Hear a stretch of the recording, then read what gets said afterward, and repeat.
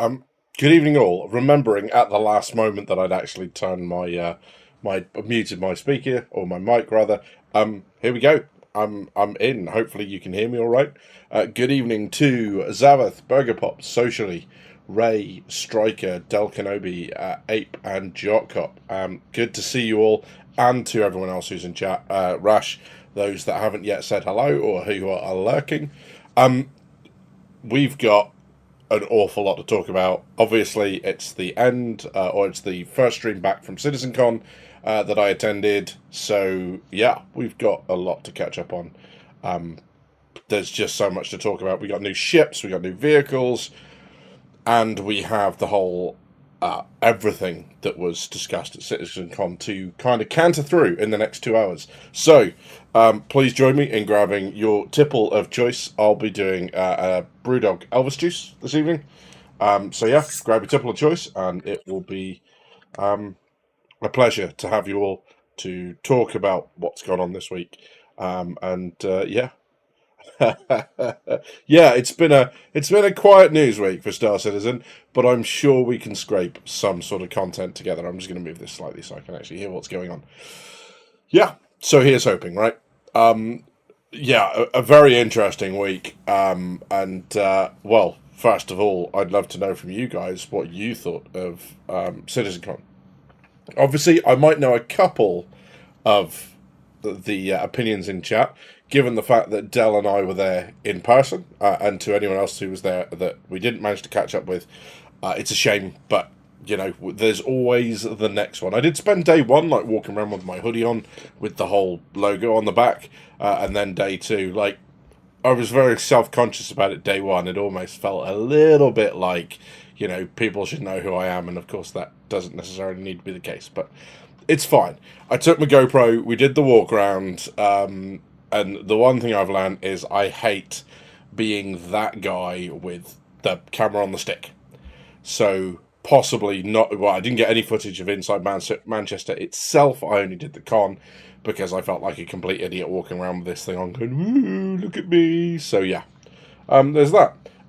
Jacob, first things first. Did I sober up yet? Yes. No thanks to Dell who popped down on Thursday and visit. So you know, to be fair, we didn't do much drinking, but yeah, it's been a really good weekend. Friday hit the. Well, I'll start with the whole story, right? Left down here at about 8 o'clock, just before 8 o'clock on the Friday. Got up there, met Dell, had some lunch, and then we did the Bar Citizen, which was utter carnage. The tickets actually kind of sold out the night before, and everyone was like, what's going on? Are there any more tickets? And they're like, no, we hit our cap of 2,000 people in 7 pubs. So yeah, it was just carnage. It was really, really warm everywhere you went, unless you were outside, in which case it was only slightly warm. Because, unbelievably, for Manchester, the north of England, in the late October, it was lovely weather. Had no idea what was going on. It caught us out completely.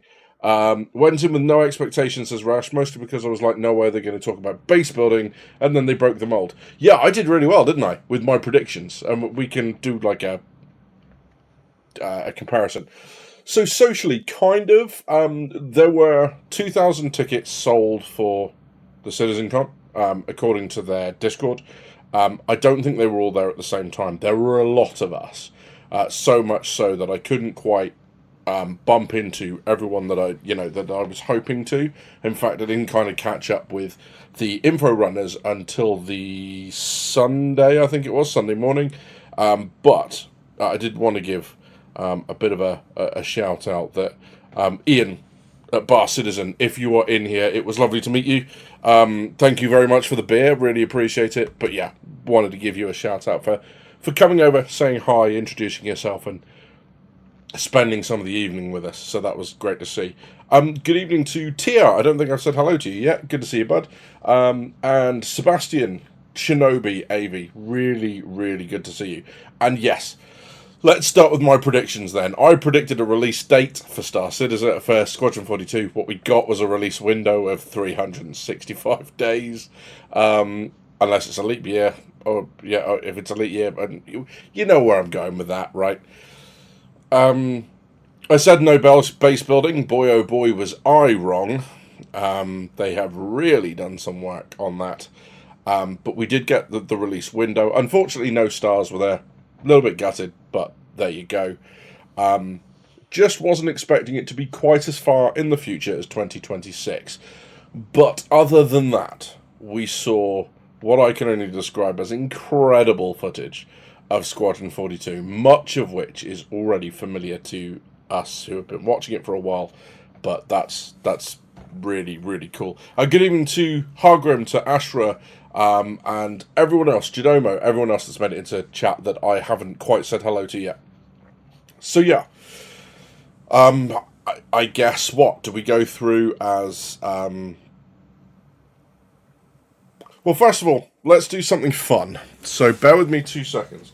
I'm just going to go and open a door, and let's see if I can grab out without causing too much of a ruckus. He says as he causes a ruckus. Let's go and grab the goodies from Citizencon so I can do a bit of a show and tell. So this is what we got when we arrived. There are a few other bits as well that are not here, but I don't have them to hand. So we shall go and have a look in just a second. So let's pop that there. There's lots of noise because it's metal, what we got, which is cool. So we got a stack of papers and stuff, which was all very cool. Yeah, goodie bag, exactly that. So we got a Star Citizen pin. I'm hoping that shows up all right. There we go. So we got a Star Citizen pin badge in one of their nifty little boxes, which is really cool. Really nice. I mean, I don't go in for the whole pin badge thing, but if it's Star Citizen, I've got like the last 2 Citizencon ones because, you know, I'm just a whore for anything like that. And then we got this. So inside of the bag, which is in itself very cool. And someone was saying that their laptop like fit into it, but we've got a whole bag thing with a logos and whatnot. So that's quite good fun. Was not prepared for the show and tell. And then we got this inside. So a metal case, complete with that on the back. Now, what it also had was a leather patch on it, or like a leather something. It could almost be a coaster, I guess. But I haven't got that on with me. That's still in the bag downstairs. But this is what came with it inside. So this is the premium stuff. Okay. We've got the F7C Hornet signed. Well, it's the filter thing. So maybe if I keep my face, there we go. Chris Roberts has signed that one. So that looks kind of cool. Yeah, quite holographic and all that sort of stuff. It's not. It's just the packaging on it, but it looks it. So that's all right. We got a Citizencon pen, and now I quite like this because I do a lot of writing in notebooks. I still do a lot of hydraulic writing. But we got a whole notepad with everything in. It's branded on the front. It's branded inside. On the outside, it just, yeah, says some stuff. Not quite sure what it says. We got a CDF Defense, the Civilian Defense Force patch, which really does not want to. So that's what the inside of the box. The rest just filters. That's what it looks like inside. And then we got the CDF patch, which is really cool. It's a fabric patch with kind of like an adhesive back to it. We got, naturally, because there's one at every Citizencon, we got the challenge coin. And the interesting thing about the challenge coin is that it was out of 4,400. So I guess that's how many tickets they sold, right? So out of 4,400.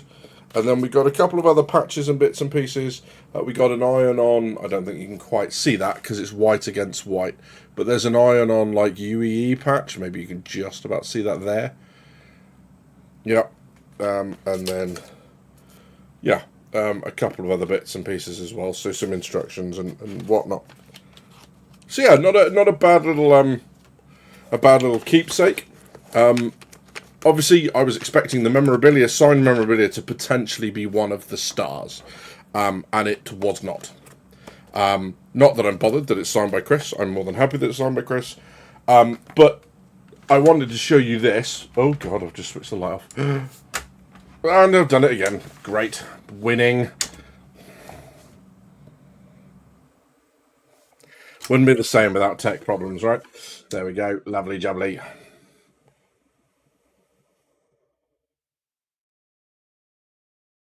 Whee!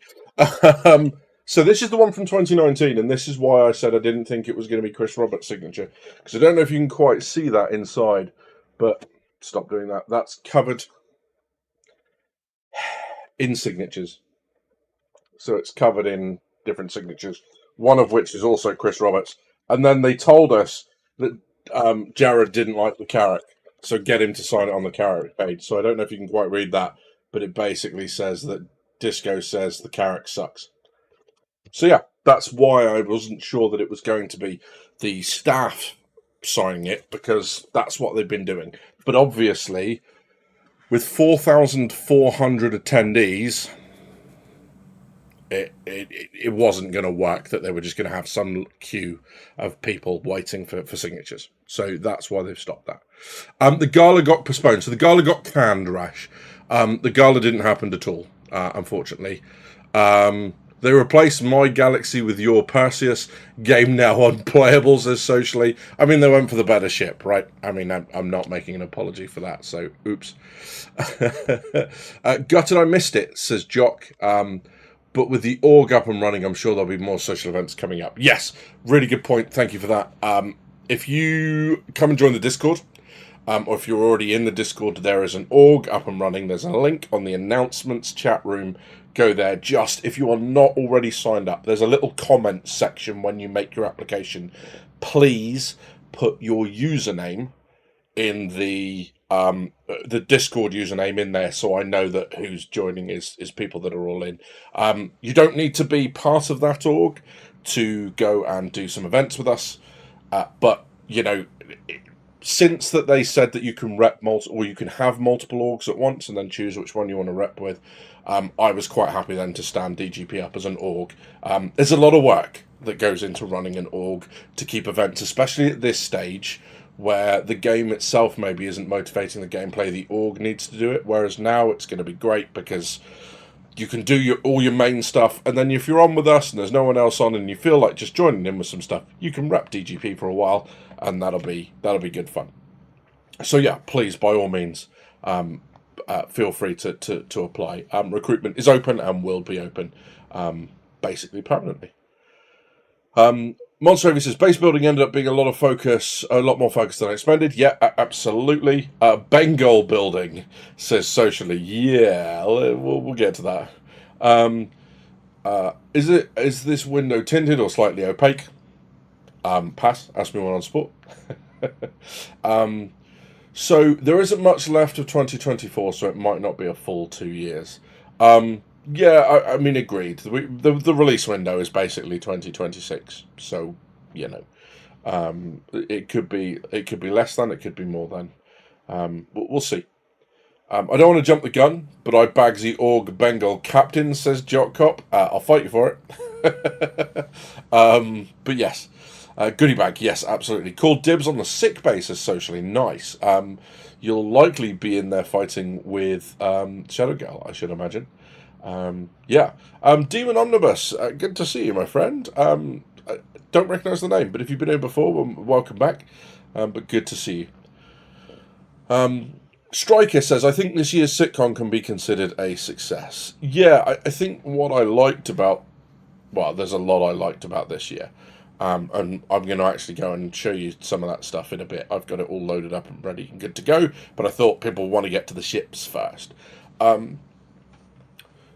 It's interesting because whilst they're talking about 1.0, my concern was that they were going to rush towards 1.0 because of all these suspected financial pressures, which don't really bear up to scrutiny, but all of these suspected financial pressures were maybe pushing them towards 1.0. Having seen their plan now, I don't think it's going to be rushed. I don't think, they've got a lot of work to do between now and 1.0.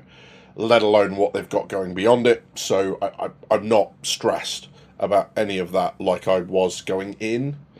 They've also filled a lot of gaps with what the game's going to look like, how it's going to play, how they're going to make it more kind of involving, rather than just all your missions coming through the mobiGlas, for example. So that was really good to see as well.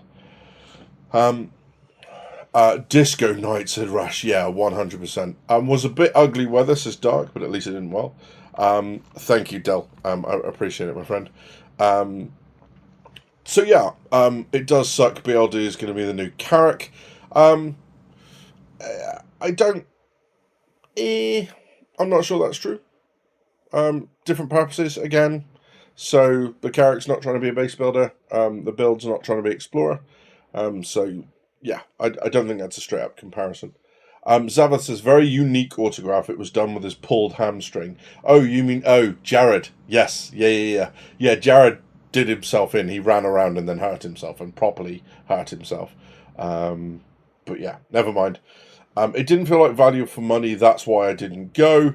So it is expensive, and it was an expensive weekend, right? But I guess I'm kind of gonna spoil the video that I've got in the works at the moment, which is what this one felt like. Having been to the one in 2019, the one in 2019 felt like some presentations and some displays, and then you had like a themed community hall, which was dark and smoky, and they had some of the music and that sort of stuff. This one is entirely different. This one was immersive. You kind of walked in, you had the merchandising area, then you had that amazing model of Port Olisar, you had the amazing Retribution model, and then you walked into the next hall, which was where all the seating, the lounge was, and the seating and the bar and all that sort of stuff. You went and sat in there, and that was very, very different. That was very immersive. You had all the announcements. It was all made up. The lighting was sorted. You had the Hornet, obviously, doing engine tests like every 20 minutes, just drowning us out. And I jumped into like a couple of Discords that I'm part of, as well as the DGP one, to say hi and do some streaming and show people like the inside and not just what CIG were showing with their cameras. And the amount of times I was midstream and then that thing did an engine test and there was just no point. I just had to mute myself because it just blitzed Discord, and Discord was like, no, you're peeking, stop it. But it felt very immersive, which was really cool. It's also, coincidentally, the first one I've been to since starting the whole streaming stuff. And yeah, it was weird being recognised. It was nice, but it's weird. And we were talking about this, I think I was talking about this with Dell on Thursday, is that I don't feel any different to anyone else because I'm not any different to anyone else. I just got in front of a camera and started gobbing off at you guys, and for some reason you stayed, and you keep coming, you weirdos. But, so like that recognition, and I got recognized by Greg, one of the community members. Hi, Greg, if you're watching.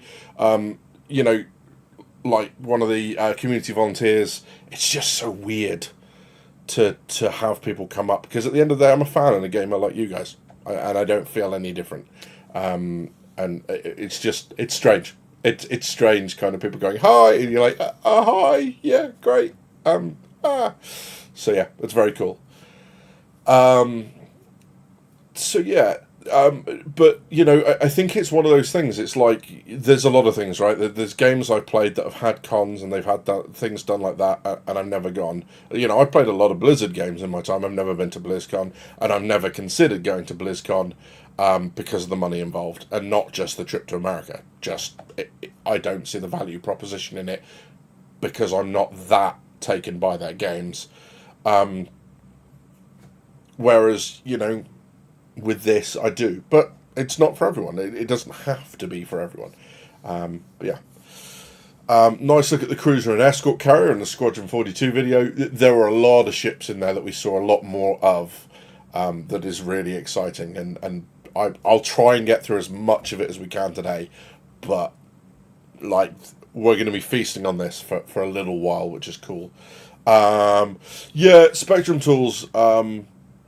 Spectrum tools aren't great. The whole social thing, I kind of like where they're going. The overarching, like the idea of guilds that control each of the industry areas or groups of industry areas, it's a very Eve idea, but it's good. And I like this whole idea that you come in, there's a main story, but it's more about signposting, like, hey, if you want to do salvage, here are your ship options, and this is how you get started, and come do this. And I think that's a really nice way of signposting it later on for those people that haven't followed it from the beginning. Because you and I, like, even if you're not into salvage, you've tried it at some point. Most people have tried mining just because there's a lack of other things to do right now. Like, when people come in at 1.0 release, it's going to be overwhelming. If they fulfill all of those tasks, not only is it going to be overwhelming the number, but it's like, what's the difference between courier and hauling and trading? And we know the answer to that. New players aren't. So I'm really pleased they've got this kind of story arc that's going to basically just signpost you. It's really interesting because I've done exactly the same with a tabletop gaming campaign that I ran the first event. It was all run on Rails. It was all decided, even the ending, how it was going to end was decided, and people just played out. It was basically a last stand. And the beautiful thing about that is it gets people immersed. They don't have to worry about, like making choices that are going to define everything right now. They just get a feel for it, and then it starts to build that momentum. CIG are taking that principle and really running with it, and that's good news. Worth to upgrade my Taurus to the Starlancer Max. Sebastian, I'm going to have a look at the Starlancer in a minute. The one thing that I don't do on this channel is I don't do buyer's guides or recommend for people what to do with their money, and that's because I got no qualification in that. Like, what is going to work for you, bud, is going to work for you. We're not even going to look at things through the same criteria, right?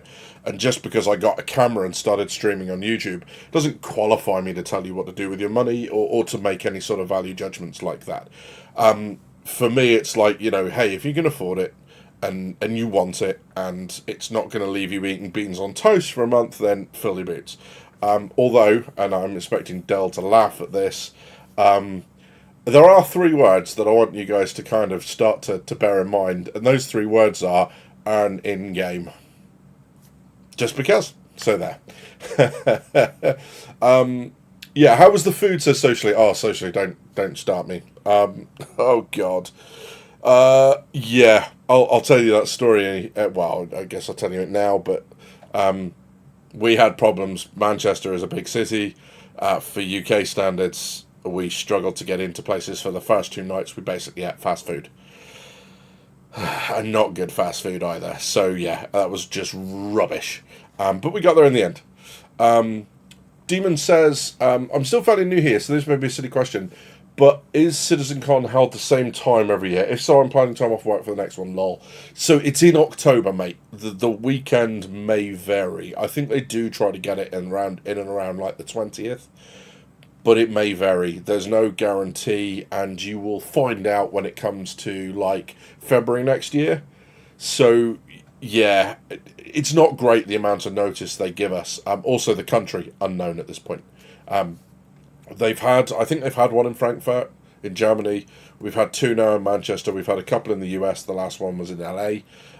They now, obviously, they haven't done Germany in a while, but they also have now a studio in Canada.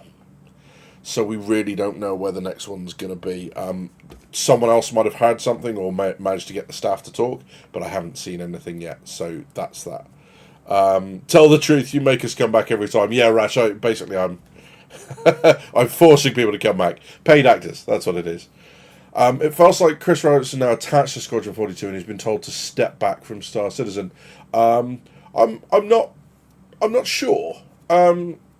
I think this is the focus, right? This is not so much step back. This is the focus. They want to get this out. Because if this game does what it's going to, first of all, 30 to 40 hours gameplay on the single player is crazy. That's a lot of game, especially for one that's not an open world game, that is more narrative driven, and sure, you'll be able to find the ways you want to do stuff, but that's a lot of game. For the money.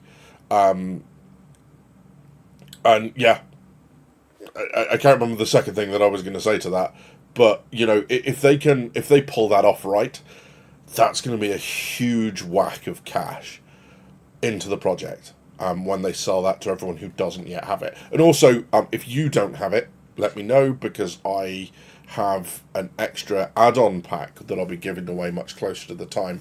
But stick around. There will be a Squadron 42 game giveaway when we're getting a little bit closer to the date. Good evening, Blamsmith. Good to see you. What are your thoughts on the Squadron 42 battle? What would you do different? Right. Before we get into that, do you know what I'm going to do? I'm just going to go and I'm going to put it on in the background. So bear with me a second. I'm going to go find that, and then we'll watch it. Hopefully, I'm able to intercept the noise before it starts. There we go.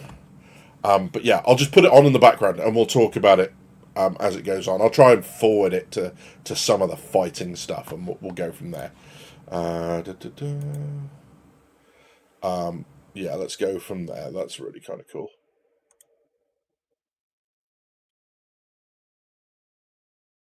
Yeah, that looks good. Let's go. Let's transition. So the space battle looks absolutely stunning. The whole thing looked absolutely stunning. I was blown away. Let's see, is that on top whack? Let's do that one instead, because that'll be cool. There we go. So yeah, just absolutely breathtaking visuals. What would I do differently? So there's a couple of bits coming up that I would do. Some of the ship movement looked less than natural, which I guess is going to be part of their kind of polish work that they're going to do as it comes up to release. Some of the Vandal, you expect them to be a lot more fluid and a lot more kind of glidey, and they looked a little bit kind of like almost like suspended on wires sort of thing. So I wasn't. That could look better. And also the other part here is when the fleet opens fire, that was a piddly amount of ordnance that they yeeted at the Vandal. There needs to be so much more stuff flying through space. But this bit, this is the Vandal Kingship for those that haven't seen it. Oh my good lord in heaven, that thing is redonkulous. Just incredible. We were cheering, shouting, going mad all the way through this. It's a shame that they had a couple of problems during the live demo because you don't get to hear our reactions, but oh my god, some of it's incredible. Yeah, and there's a couple of other things that I'd possibly do differently.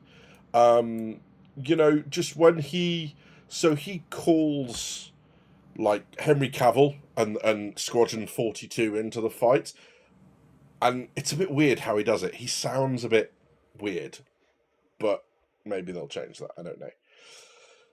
Yeah. Graham, it was good to meet you at Citizencon and meeting other members of the community. It was the first one and thoroughly enjoyed it. Graham, I'm really pleased. It was lovely to meet yourself as well. And yeah, the community at Sitcon never disappoint. It's everyone's so friendly. Conversations just sparking up left, right, and centre. The second day, because we were going to go out for a meal and I didn't want to do the whole faff and ran back at the hotel, I came a little smarter. I thought I was going to meet Algrid that day, so I thought, hey, I put some trousers on, I put a shirt on, and what was quite funny is I had a couple of people come up and talk to me like I was staff, like I actually worked because I was dressed smartly. So I was like, hey, no, I'm having a dress up day. It's fine. It's Sunday. I've been to church. What are you talking about? So that was quite good fun. Flazer McLaren, good to see you. Good evening, bud. When can we build kingships? On the 7th of Never, socially. That's that. Badges, sorry, I give up. I'm tired. Leave me alone. Luminaria, or Luna Maria. I apologise if I've just butchered the saying of that, but good to see you. You say, Badges, hello. I did not know your channel was called something other than Badges all this time. Seeing you on Paul's channel. Oh, okay. Well, welcome in. Yeah, this is us. I know it's a little bit confusing, but I kind of like this name. But it's just, people shouting, Badges, what do you want to drink is a lot better than drinkers with gaming problems, what do you want to drink? Someone told me they thought it was drinkers with gambling problems. It was like, no, that's not it. But good to see you. Welcome in. Badges stamp of approval only extends to the Perseus. Everything else you're on your own. Yeah, the badges is mine, 100%. Buy it now, says Dell. No, earning game, Dell. Stop it. Earning game. Yeah, this bit. This needs a lot more ordnance, so I'm expecting when it's polished, this next bit, you'll see a lot more ordnance flashing. That's a bit piddly, right? It gets good when the hammerhead comes through, and all the hammerhead, this bit. Like, that's lots more fire. That's quite good. But I'm expecting, once they've improved all that, that's a lot more what I was expecting to see. So that's really, just, the whole battle sequence is gorgeous. Really, really nice.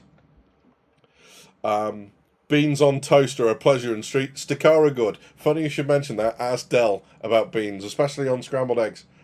I'm just saying, we'll make an Englishman out of him yet. So yeah, try IAE then decide. 100%. Really good name. Really good, advice from Socially, and from Jadomo, whoever asked me the build question. Get your hands on it once it's out, try it, and then see. It's all good. Oh, wow! I've missed a lot. We are some way away from where I should have been, but yeah, let's have a look. Welcome to everyone. My arch, good lord, there's a couple of faces I haven't seen in a while. Good to see you. 3 words, buy a purchase. No, stop it. Manufacture your ships. No, not that either. But that's going to be good fun. Next sitcom will be in Australia, just cause. Possibly, yeah. Duckmanner. There is a lot of there's a lot of like cutscenes and that sort of stuff. And I guess, I don't mind it. I know a lot of people have kind of picked up on it, but there's a level of emotion that it evokes and a level of kind of threat and stuff that is nowhere out, that you don't get anywhere else. I do like the kind of switching, the almost seamless switching into the character and then out again. That's really cool as well. But yeah, look at that bridge, says Rash. Yeah, 100%. Quantum says, I bought SC42, so Squadron 42, and SC Game Pack back in 3.5. Got a little crazy in High Admiral status and found in my pledge they granted me Squadron 42 and Game Package as a reward. Yes, they did Quantum. So what you can do, as long as you keep that, your original Game Package can be melted and the Squadron 42 add-on can either be melted or gifted to someone else or whatever, and you will still have the game. Just, double check before you do anything. And if you make a mistake, immediately get onto Concierge and tell them that you've made a mistake. But yeah. When he whispers go in your ear, yeah, that's a little bit creepy. The 2 hammerheads charging into the form was an FEM moment. It really was. The game was full of FEM moments. If anything, I would say this section was possibly a little bit long, but it does a real good job of like making it a sustained battle. So many games you get like you get the inkling that it's a battle, and then you only get like the small pocket of what happens around you, and you don't get that sense of the larger combat. The other thing I really like about this is the debris. When ships start to break apart, not only have you got lots of debris floating around, but it interferes with shots and stuff flying. That's just crazy, but really, really good. So yeah, let's have a look. I think T0 says, I think all concierge got a copy. Yep, exactly that. Yes, they did. Put admirals in charge instead of actors. Well, there's a couple of things in here. You mean your admirals don't whisper go across the bridge? AV, no, they don't. Unsurprisingly. One of the things here that's not kind of true to life, and you'll see this later on when they do like the EVA or the 0G stuff, is they wouldn't be walking around, even the Admiral would not be walking around in a dress uniform. He would be in an undersuit with a helmet carried on his belt, so that if there was decompression, he would be able to put that on, and actually really they would have that helmet on for the entire length of the battle. I guess dramatically and on screen, it's not going to look good, right? This was an FEM moment as well. The torpedoes. This was just, yeah, yeet. But yeah, so you would have that on all the time just in case there was a fire, some sort of decompression, anything that affects the pressure, you'd have a helmet. And we do that in the Navy. You would have officers wear white coveralls. Ratings enlisted, in other words, have blue coveralls, and then you all have these bags that go over your head. Effectively, it's like a balaclava, but it's made out of white material. You have the same with your gloves. It's called anti-flash, and it basically stops serious heat damage if you get a flash from an explosion. You get something called flash or flashover, and that basically does immense damage to unprotected skin. So we wear that all the time, and you have this nose bag up, and basically it's just a strip over your eyes, that's not exposed or that's exposed. So yeah, that would be my biggest pickup with this. Would be that this doesn't make sense, and you see it later on when you go back into like the gauntlet. There's loads of bodies floating around. You don't know whether they were killed by the Vandal or whether they were, caught by explosive decompression. But at least they'd still be breathing and be able to function with the suits on. So that's it. Beans and eggs and magic together, says Del Kenobi. Yeah, 100%. How about Cal Mason's F7 CRA dual engine Mark II? Yeah, that's very, very cool. And I think we're about to see some of that in action, right? In a little while. But yeah, like this, you'd expect just so much more ordnance flying around and that sort of stuff happening. But I guess they've got at least a year now. Kind of 15 months to polish it. So I think that's a good thing. One of the other things that someone brought up, which is a really good kind of point, is that obviously GTA 6 is due out on the consoles next year, or console plural or singular. Words are hard. So there is every chance that they wanted to deconflict with that. There'll be so much press and then so much PC when question mark sort of articles that maybe they wanted to deconflict, and I get that. Hey Scott, good to see you. Long time no see, my friend. That's really it's been a while. Idris new model look close. Yeah, there's so much like this bit here. Watching the ships come apart is just incredible, and bits of debris spinning off, and then you hit it with fire and it starts to spin differently, and it's just so good. But yeah, the whole thing. I like he just accidentally clips a fighter going past with one of those chuffing great cannons. That's just so cool. But yeah, the Vandal fighters were disappointing. They were on rails, so obvious. Yeah, so that's part of what I'm hoping that we'll see a little bit more of. But bearing in mind, this is effectively the tutorial, right? This is effectively the prologue. This is what I mean about like bits of debris getting in the way. What's really cool in a little bit, I don't know if we've gone past it or not, but there's one bit where I think it's when the driller ship comes up and he starts to fire. You actually see it hit a piece of debris and it's still damaging the armor. It's still taking out chunks of the armor on something that's now no longer functional. And that's really cool. But I'll show you that in a second. Quantum says, I don't believe they do that anymore, though. And to qualify for that, you needed to own Squadron 42 and SK game pack. Yes, so that was a moment in time thing, I believe. But yes, there's that. Tier 0 says, Badger, be careful not to go too far in some RN EVA procedures are still classified. Right, I've got to be careful, otherwise the men in black are going to come for me. But yeah.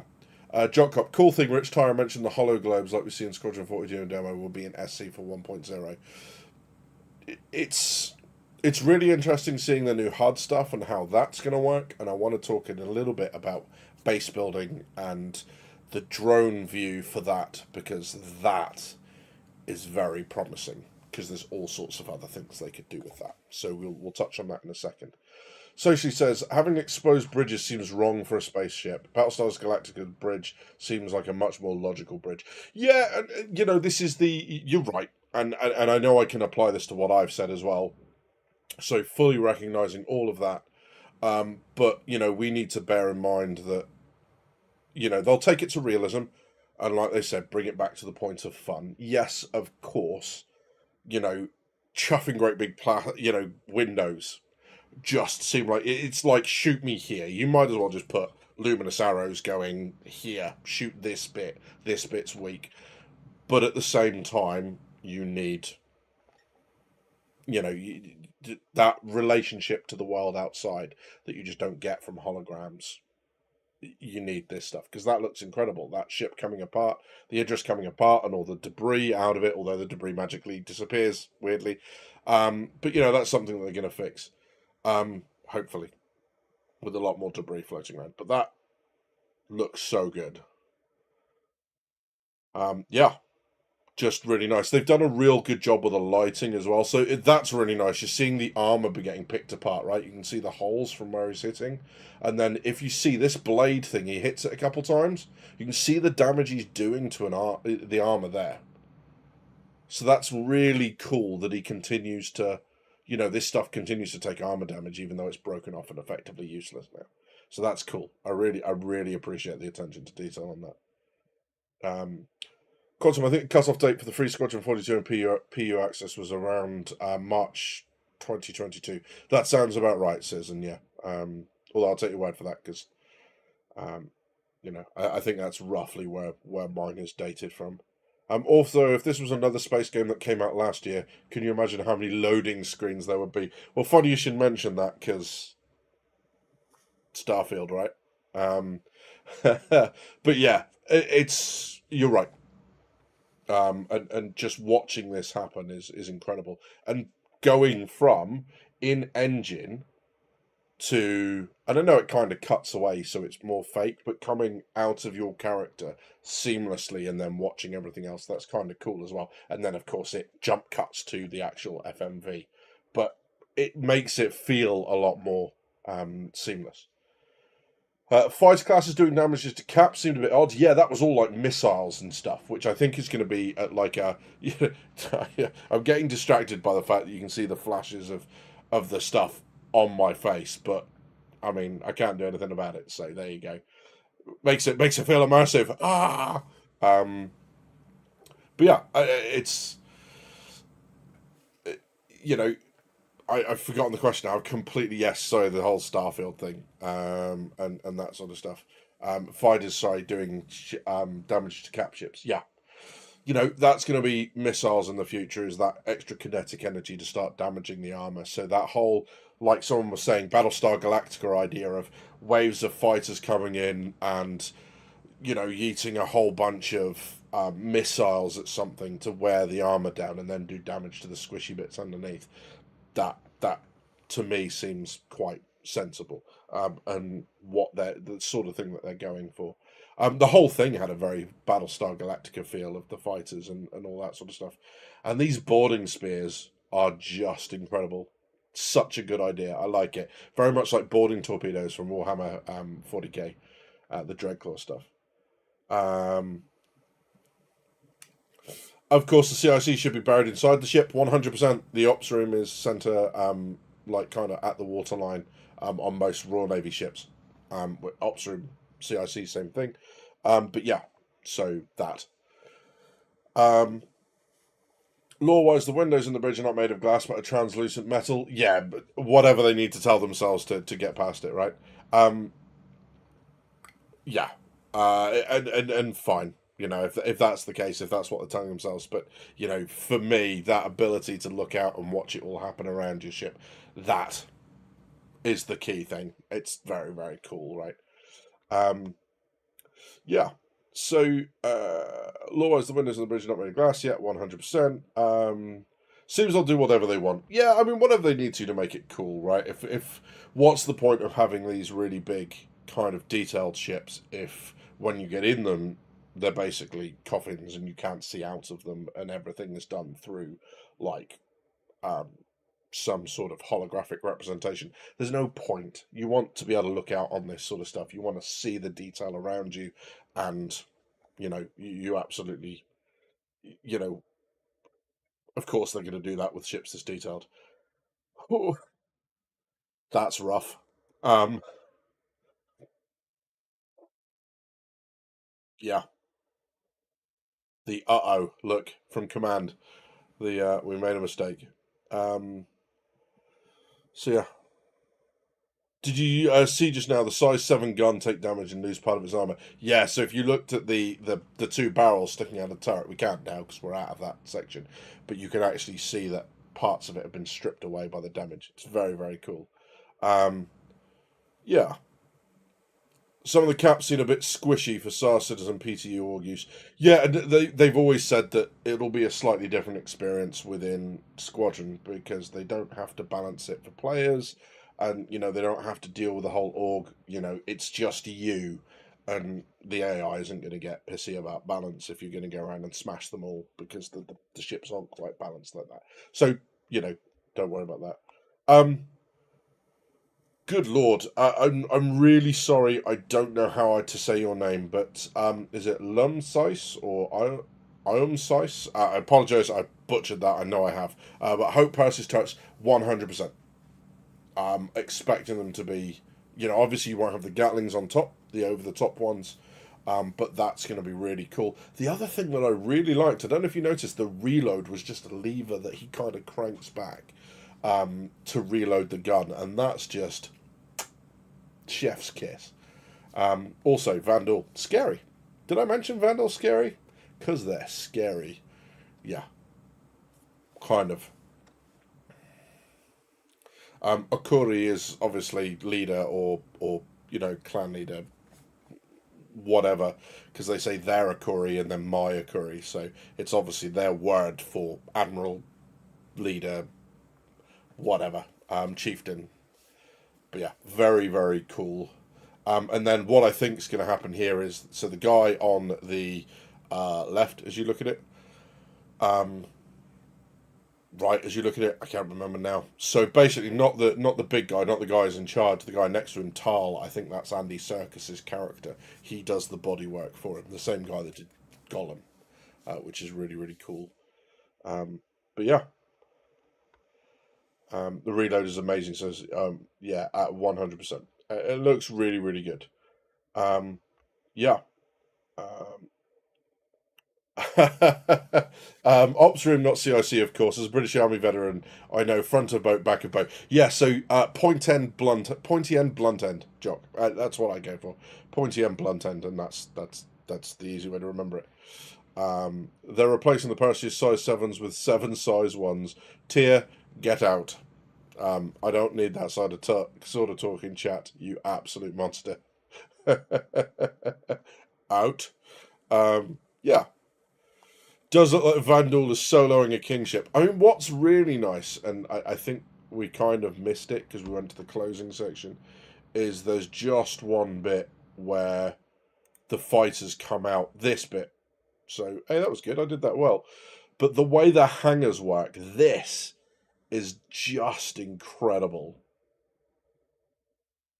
Like, because they look like they revolve as well. If you see how many fighters come out, it looks like they revolve and another set come out, and they revolve and another set comes out. So that just really, really cool.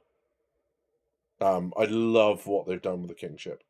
Yeah, I love how he pushes him aside. Like Mark Strong's character in this, I don't know if you noticed, when the kingship appears, he literally goes, huh, thought it was going to be bigger. It's just like, and the whole comment of when he, he's like, will it even hurt them? He's like, the Vandal aren't going to blow themselves up. Yeah, really, really nice. So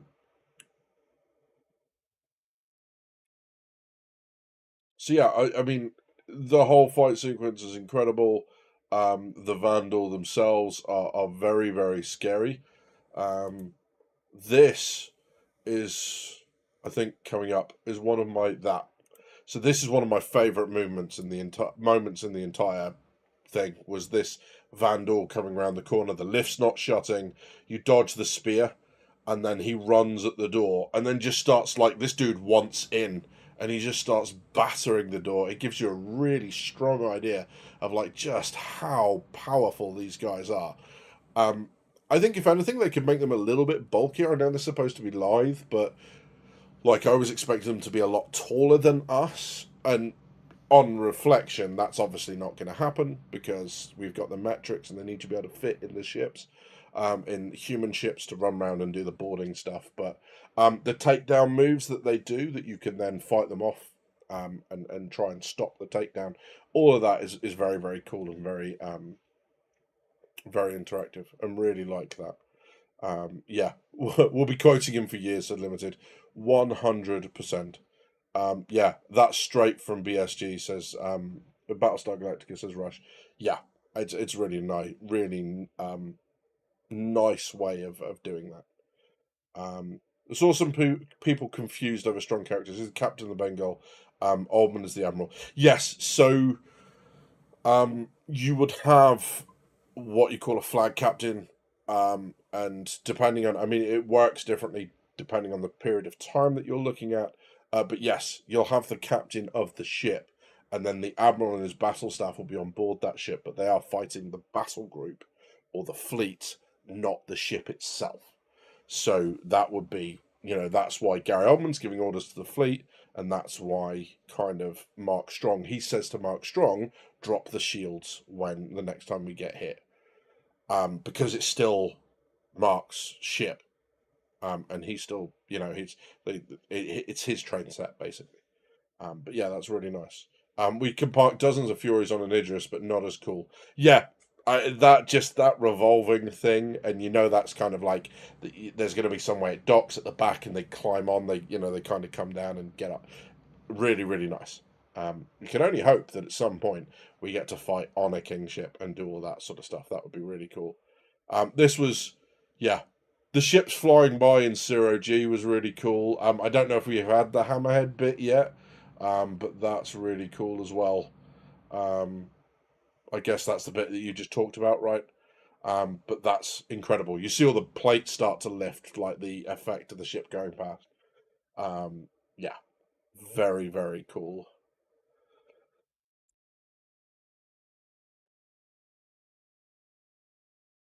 Yeah, so they'll need to do some.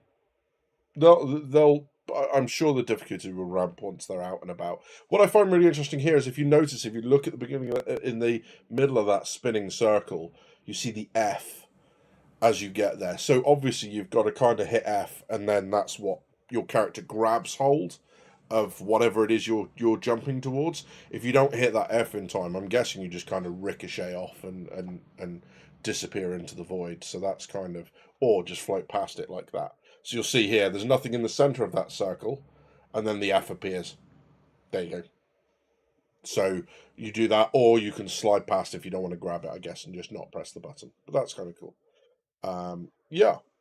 I reckon only the externals of the alien ships are done. Yeah, they've got a couple of bits. I think you see the bridge of the King ship, and you saw the interior of the fighters because they ride it like a super bike, so they kind of hunch forward, and over the top of it rather than sat like we are, and that's kind of cool to see. But yeah. Oh, is this the bit with the hammerhead? I think this is it, right? I don't know. Like, I've watched this a couple times, but I get so immersed in it, I forget to which bit happens where. But yes, this is where the deck plates start to lift. There you go, and the hammerhead goes over the top. This is just, and he suddenly goes, "What?" and looks up. What's that? What's that? You say, hammerhead.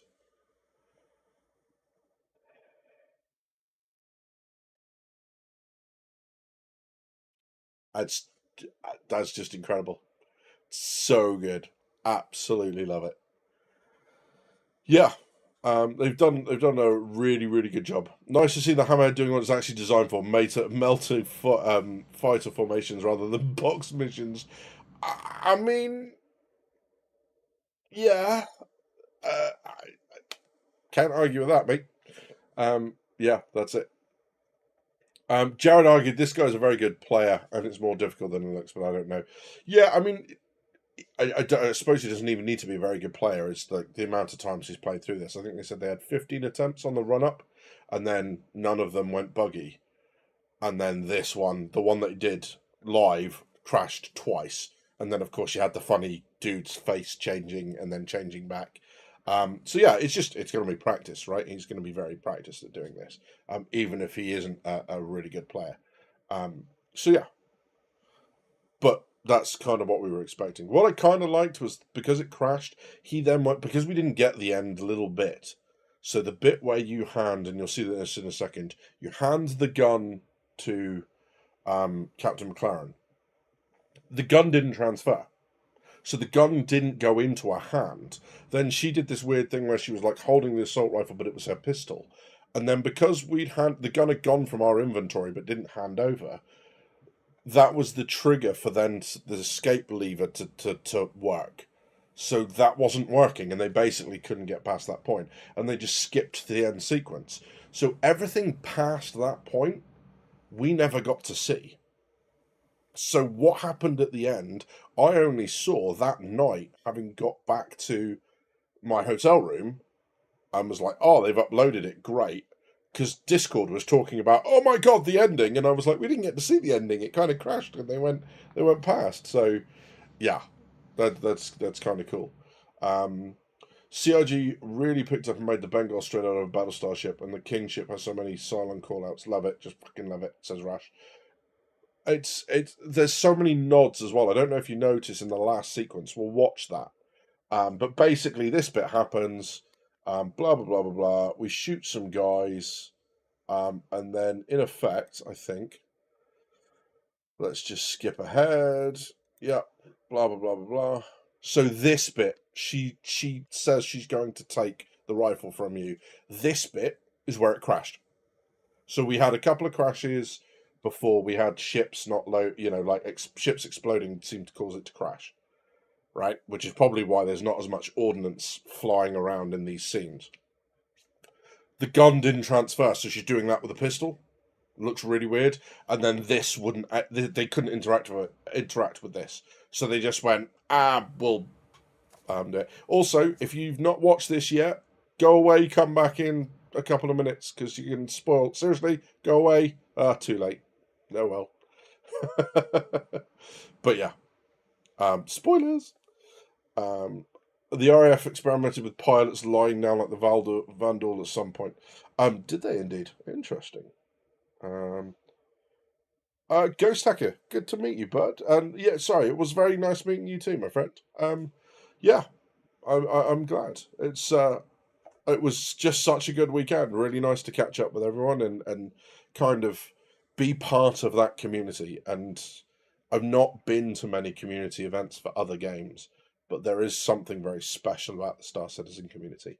And it's really nice as well to be in that environment without the constant negativity that surrounds some other parts of the community. To just be there to enjoy it for a couple of days was really something else. So that was nice. Badges, question, is this the start of the questline, the decisions that impact on the storyline? What if you choose to leave her behind? So I thought that, however, if you notice right above me, it says escape with McLaren. So there is no choice here, I'm afraid, because that's exactly what I thought. I thought that might have like diverging story or diverging like relationships with Bishop, but not the case. You have to go with her, unfortunately.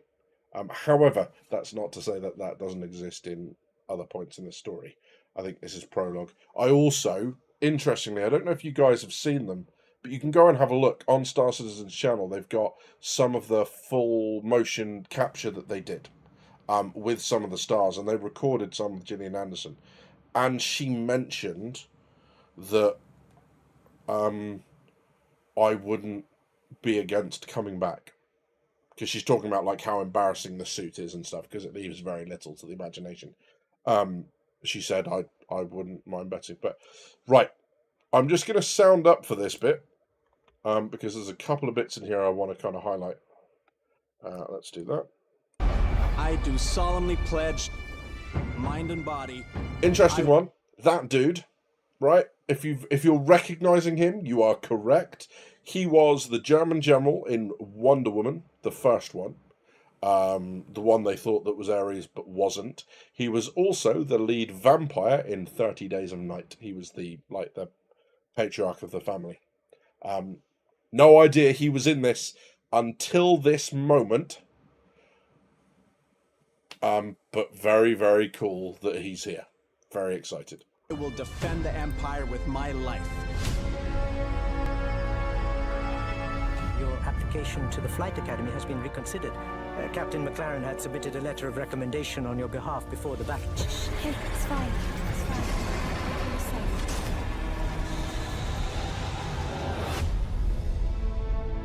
We may be a small crew, but the That's work we right, do Dimitri. matters. Welcome to the Stanton. I'm Eugene Morrow. I'm Petty Officer Webster, Chief Mechanic. This will be your new home.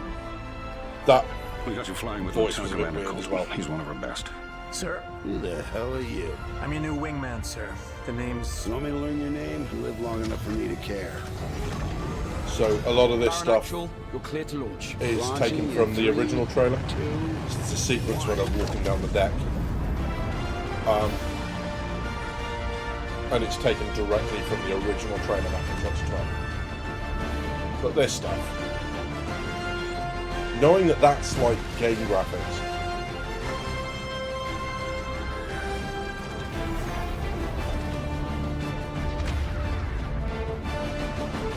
spider miners,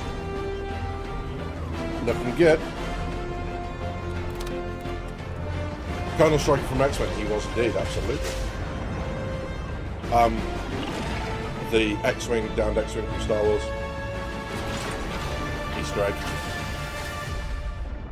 Sun, whatever the not Sun, you know what I mean. That one.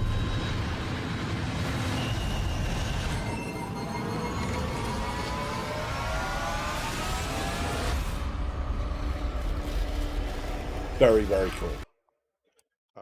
Really, really enjoyed that. Just looks incredible from start to finish. Yeah, so I don't think that's the start of the quest line, Rash, but I don't think we're far off from that. So yeah, very, very cool. So let's have a look at some of the ships then that they've announced. The key one here being the Starlancer, obviously bearing the same name as the game, all of which kind of was Freelancer, Starlancer.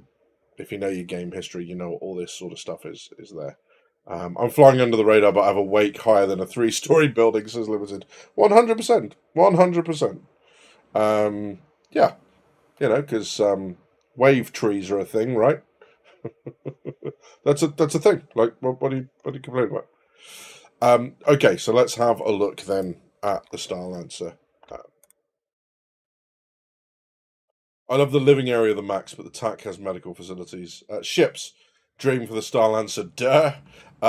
Yeah, so let's have a look then. Starlancer, being, you know, kind of a bit bigger than things like the Connie and stuff. It's got a couple of variants. We know that we've got the Max, which is the cargo variant. We know that we've got the Build, which is the building variant, although that's not on sale at the moment. We got the TAC, which has got an A30 or AC-130 gunship vibe to it, and I'll show you what I mean in a sec.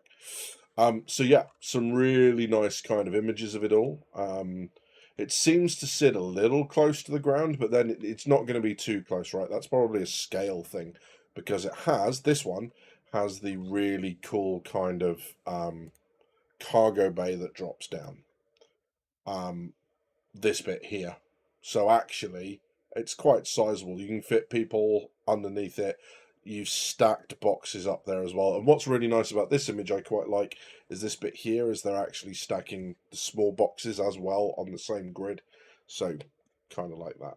But yeah, negativity around SC, whatever do you mean, says Citizen Scott? You know what I mean. You know what I'm talking about. I picked up a Polaris out of buyback, says Jock Cop. Want to try out big ship gameplay when engineering comes in and give the org something to group up in. Yeah, I must admit. So I picked up a Perseus to Polaris CCU. Not because I'm getting rid of my Perseus. Absolutely not. However, I do kind of want to ride that price increase, and you know, if it turns out that the price increase on Polaris and Perseus invalidate it, then I'll just get rid of it and get something else. But I now have a dead CCU chain. One of my CCU chains was going to go up to the Reclaimer. It's almost there, but I was very lucky in that for my birthday, I got gifted one. Right. So that Reclaimer chain now goes nowhere. So I don't know what I want to do with it, whether I want to go Endeavour, whether I want to go Crucible, or whether I want to take it up to a big ship. So it might be that. I might even try to get it up, you know, to something slightly bigger. But we'll see.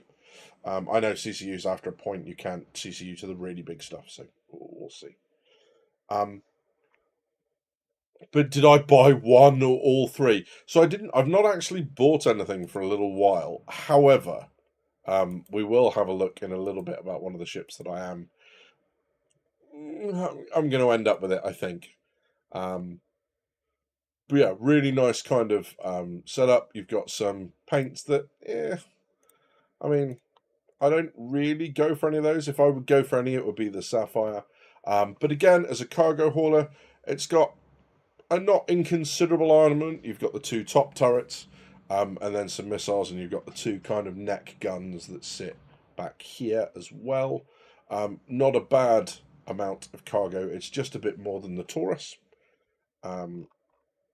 Yeah, not a bad kind of looking ship. Warband upgrade today. Ugh, no, I'm not doing that. I don't know if you. It's interesting. Am I missing the layout? Is that? Have I missed something? The interior layout, or have they not done that yet? But yeah. So let's have a look at the next one.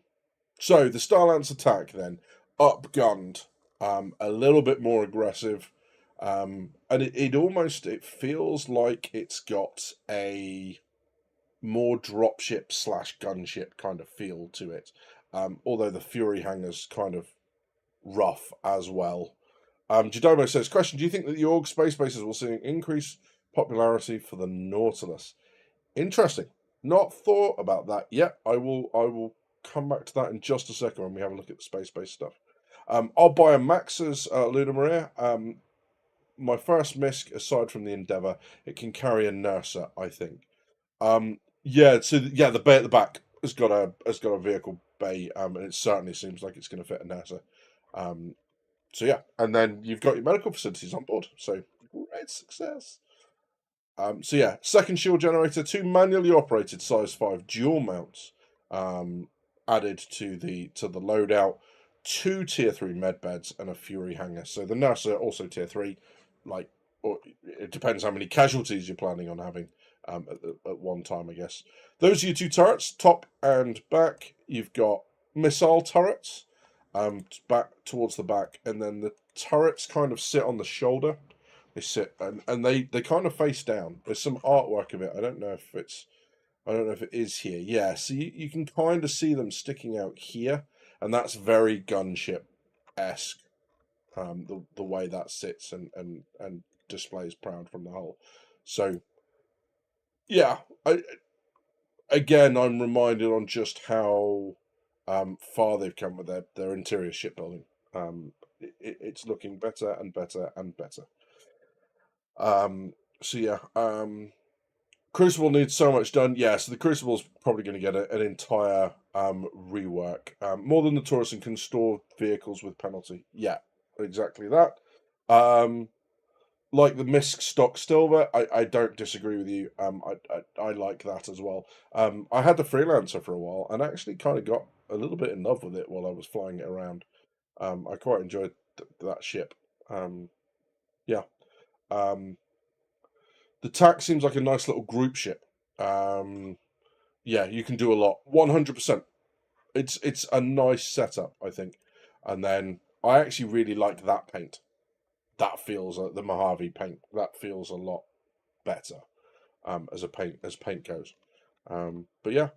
This image here with the turrets down like that and pointing down is very much a gunship feel, especially if you're flying over the top of something, because you can both track below you. So that's very cool. Aries, good to see you. Welcome in.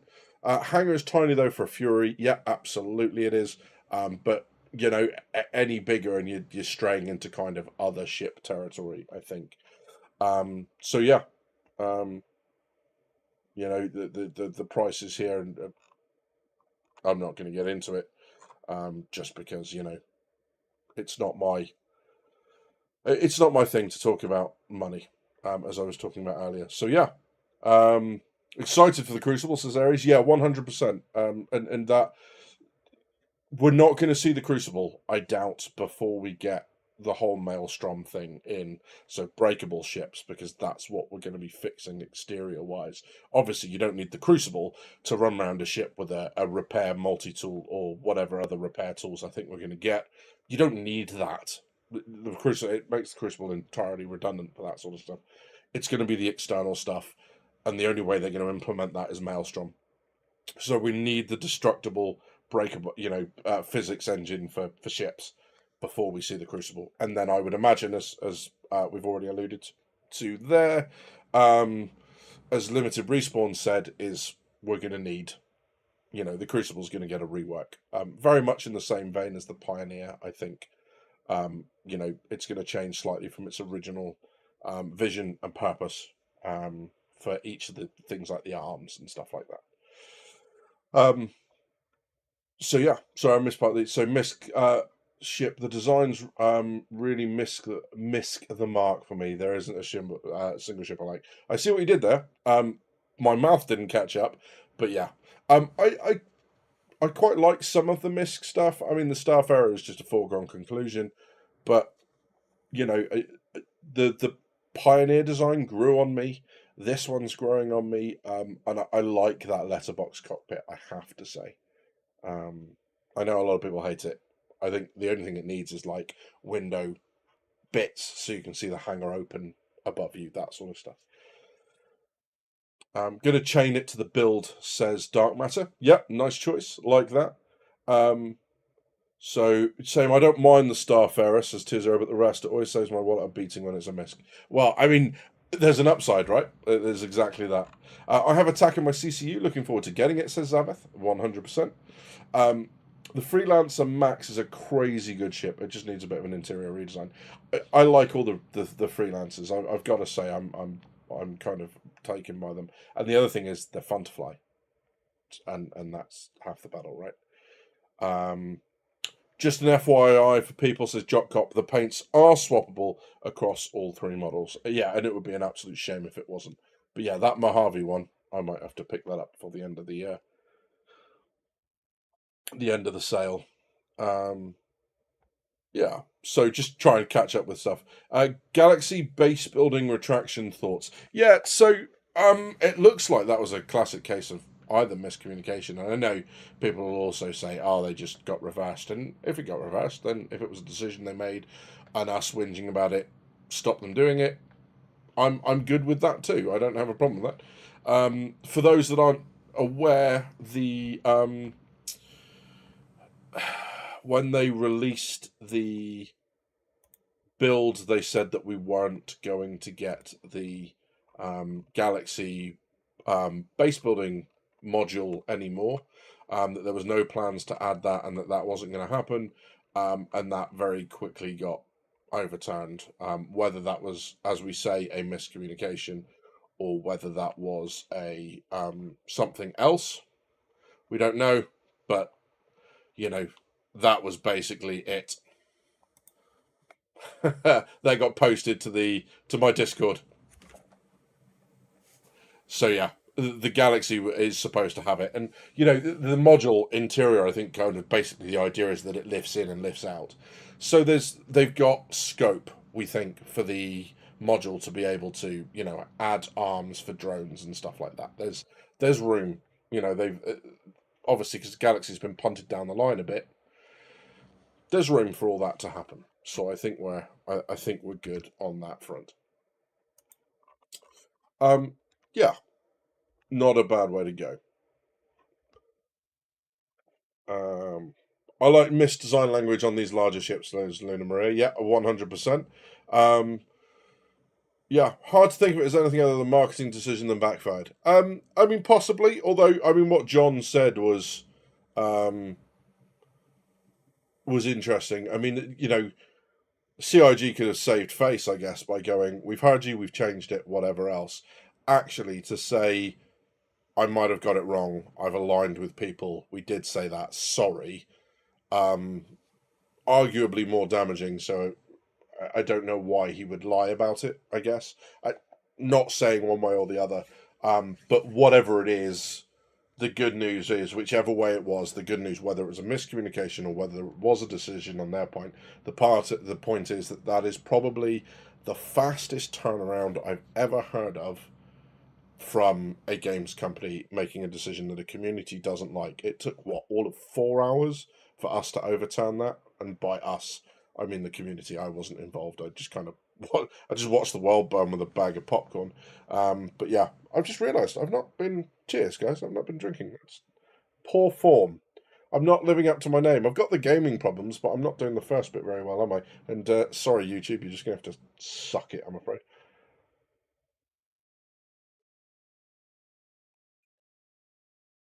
But yeah, I just kind of sat back and watched it all happen with popcorn and chips and all that sort of stuff. So that happened. That's the thing. That doesn't mean there never will be. JC Liddery said in his original post, yeah, potentially. And I think this is with a lot of the stuff, right? Everything comes out and it continues to say subject to change. So, it says that in the concierge benefits. It says that every time we buy a ship. It says that, they say that at every ISC. They say that at every Citizencon. They can say it till they're blue in the face. We're still going to misinterpret some of it, I guess, because that's what gamers do. And also, we get excited about something, and then we don't want to, we don't want to accept that it's changed.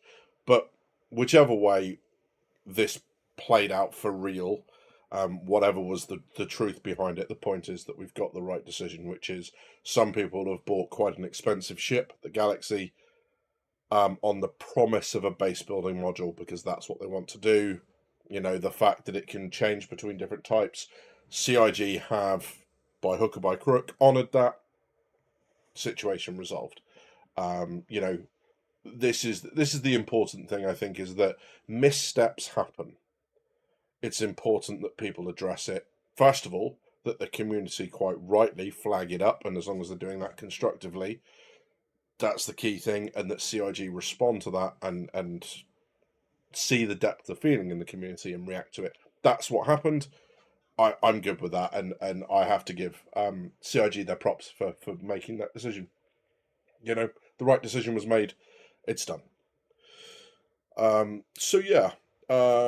Stick a big door on the top of the Galaxy for a drone. Bish bash bosh done, says Blandsmith. Yeah, 100%. Yeah, we're not working on it now, but it doesn't mean never. Community, oh my fucking god, that means never. 100%. And the same with the Star Lancer, right? There's no build being sold at the moment. We don't know where that is yet. Whatever. Good evening, Napo. Good to see you, buddy. Welcome in. Yeah. So, saying the manufacturing model was a speculative seems like a casual attempt to weave all the way out and making the module. Yeah, to say stuff is speculative, that's... We all sat there, we all heard it. It's like, this is the internet, stuff is permanent, don't lie. If what he was saying was the conversation about it was speculative, they could have done a better job of confirming that at the time and saying to people, this is speculation, but there could be something like a building module and whatever else. We're still in discussions, but that is one of the options that we're looking for. And even then people would go, ugh. Yeah. Alcoholize yourself, says Napo. I will do my level best. I was in chats all day seeing insane fits being thrown even hours after the update had made. Yeah, we've seen these reactions time and time again, and what I will come back to here is, like, I've got to throw my lot in with CIG here because they are 100% on the money. There's a reason the roadmap got shortened. There's a reason, and we only see one patch ahead now, is they can't say anything without it being taken as a promise. Even the whole F8C thing was just, it was a train wreck.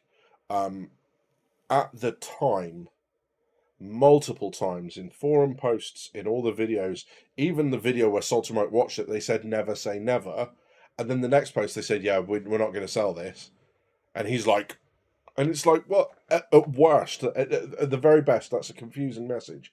So you've got two statements, and you're giving all the weight to the one you want to be true, and you're ignoring the one that you don't want to be true. You can't do that. You know, this is what I say to everyone that's thinking getting this game is do not rely on stuff. You are mad to think that anything will stay the same right now.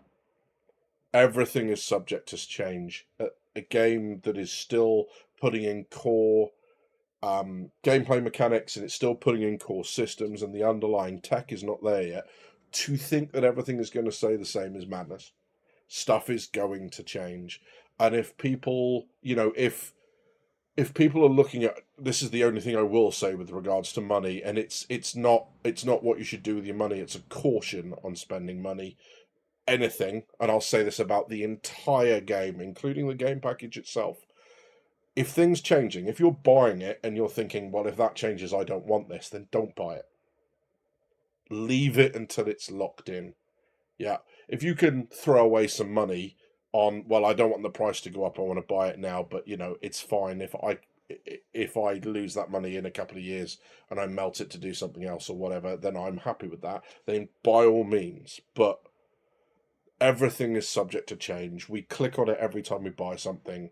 You know, it's they are telling us as much as they can. So yeah, people just need to be careful.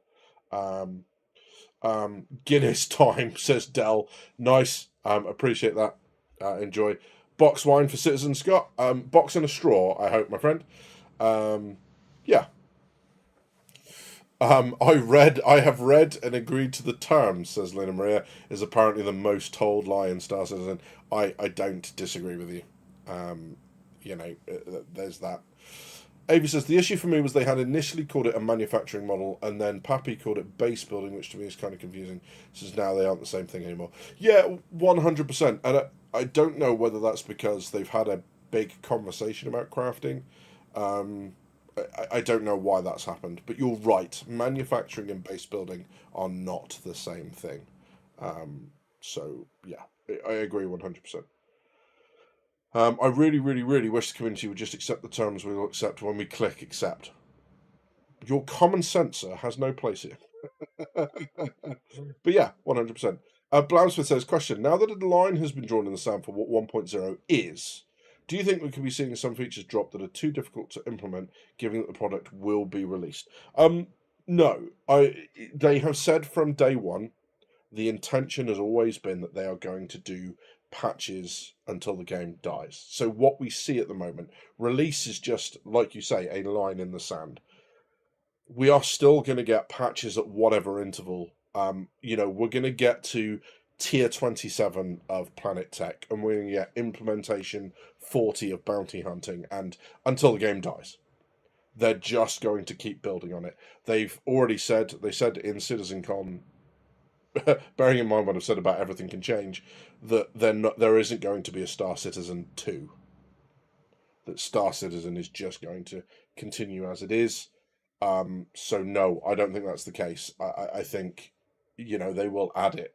You know, John Cruz said that the Endeavour, so the really hard to implement stuff, will be much later, and that may well come after 1.0. There will be things like people will be like, yeah, after. But yeah, we'll get to that. We're going to come back to that in just a second, bud, because I want to have a look at the list of professions that they put on the screen in the presentation. I got it paused in the right place so we can go and have a look. But what I will say is that the whole crafting thing that we're looking at, the idea of like having what are they called, catalysts and stuff like that, for me, that explains a lot of what the science gameplay is going to be. Things like the Hadron Collider and all that sort of stuff now. It's a lot easier to speculate what that's going to be in terms of research and everything else based on that information. So there's that. Yeah. Sorry, I'm just jumping through all the little bits. I've learned to only get excited for features that are at least partially in the game, not holding out any hope of data running or hacking at this point. So hacking, well, it's really interesting that you say that. I'm going to go see if I can find it whilst we are talking. But it looks like they might have teased something about hacking earlier on today. So let me see if I can go and find it, and I will bring it across for you. Sorry, bear with me 2 seconds. Here we go. Save image as save. There we go. Right. So that is on that screen. Here we go. So they teased this on the official Star Citizen Facebook page earlier today. See what you guys think.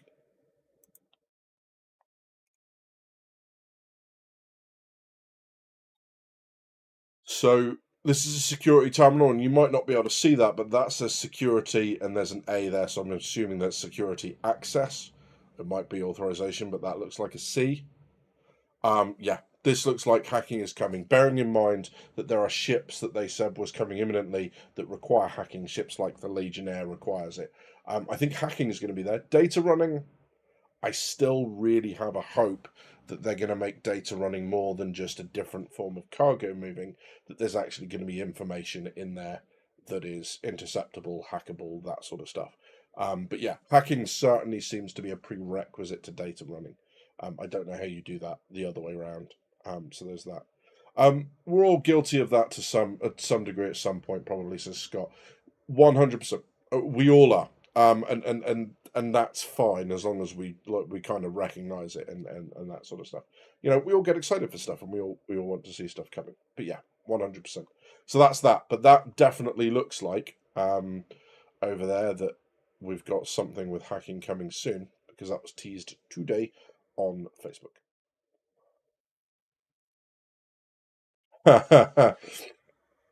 Okay, so we'll come back to the space station stuff right at the end.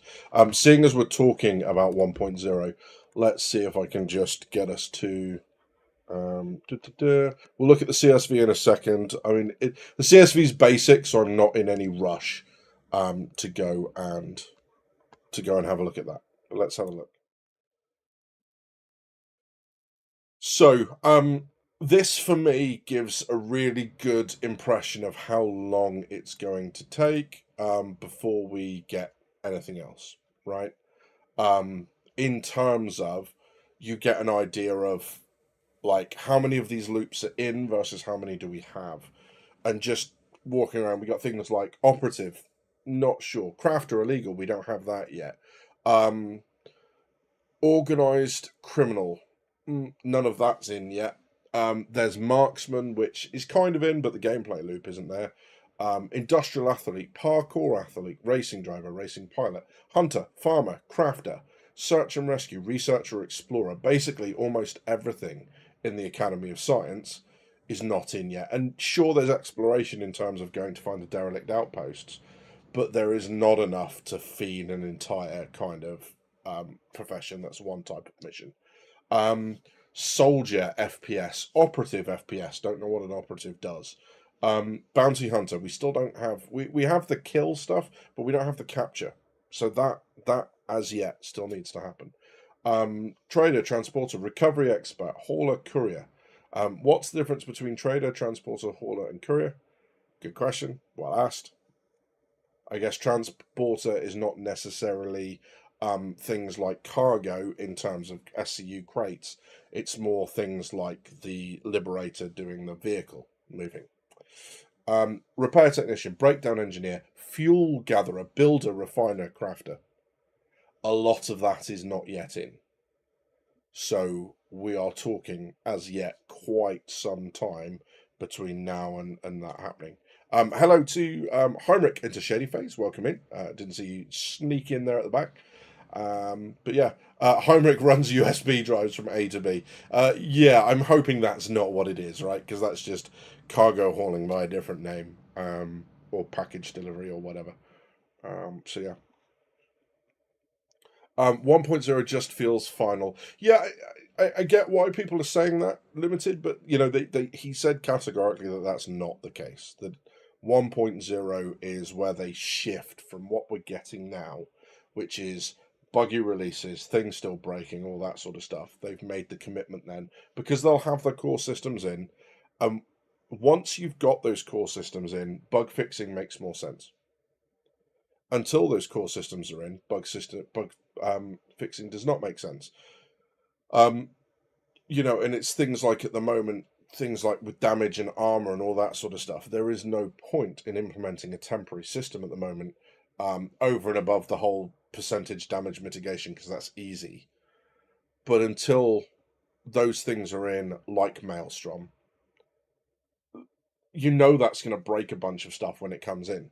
So there's no point. We know resource networks are going to break a bunch of stuff. So why would you polish stuff just to break it a couple of years, you know, a couple of months, a couple of years later? It doesn't make a lot of sense when you know it's not in its final form. And you can either dedicate people and resource to bug fixing and balance, or you can go, okay, well, it doesn't work quite as intended. But actually, those people would be better sent just bringing the new stuff in. And in that light, it's kind of easy to understand why 1.0 is not just them saying, oh, everything will be better after 1.0. It's actually them saying, no, there's a reason at 1.0 why we're going to have higher quality, because all the core systems will be in and they'll be working together. You know, like Star Sim, the idea behind the Quanta system and the Star economy, until they get meshing working and get everything talking, you can't build Star Sim to a massive extent, because it needs to take information from all the servers. So until you know how they're communicating, it doesn't know how to get the information. So that's a really good example of, like, you can't build something until the system's under it. And why would you spend a load of effort building a whole temporary economy system that you know is going to be obsolete in a year or two? So yeah, there's that.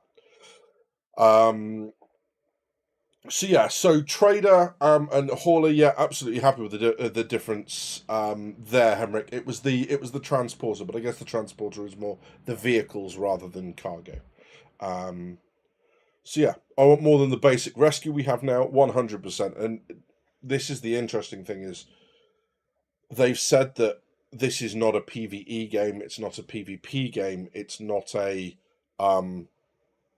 it's not an industry game.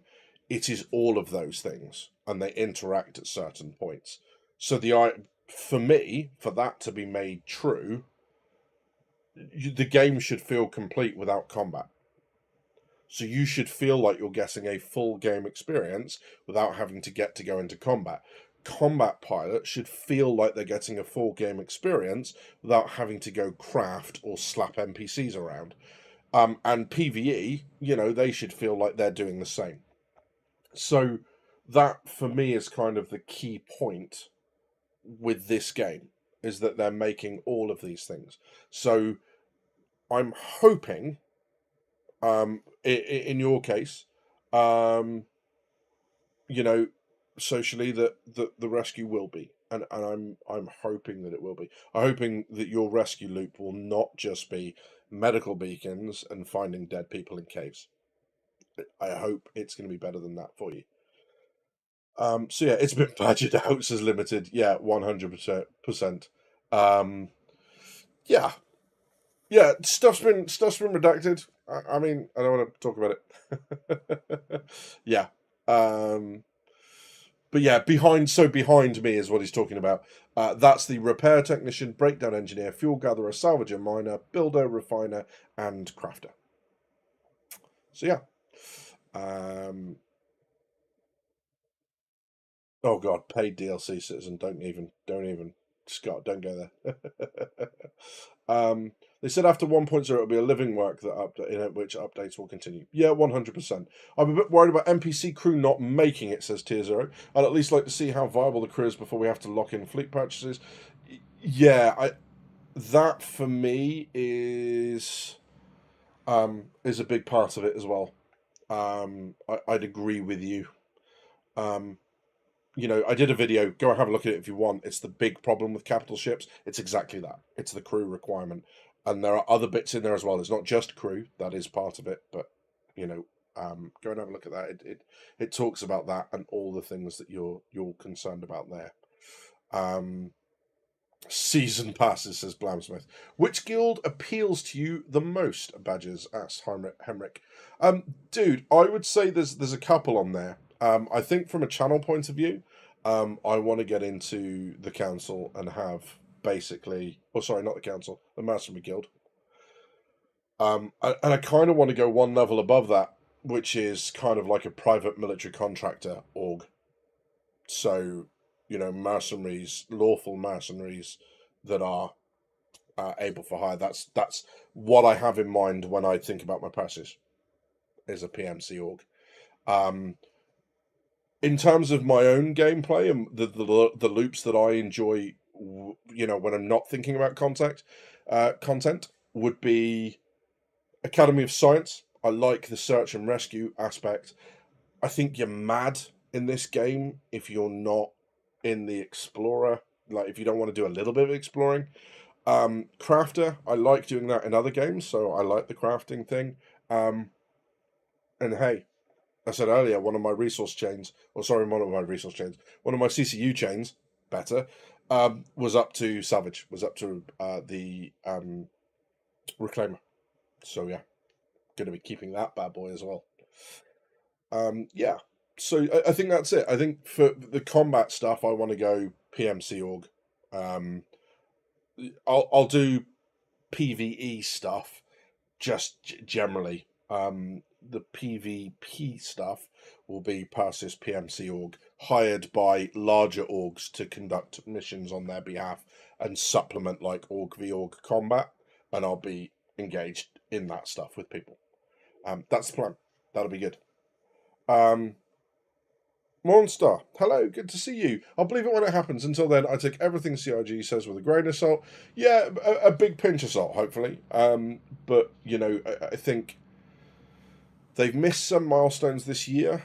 Hopefully we get 4.0 before Christmas. I can see why people are saying beginning of next year.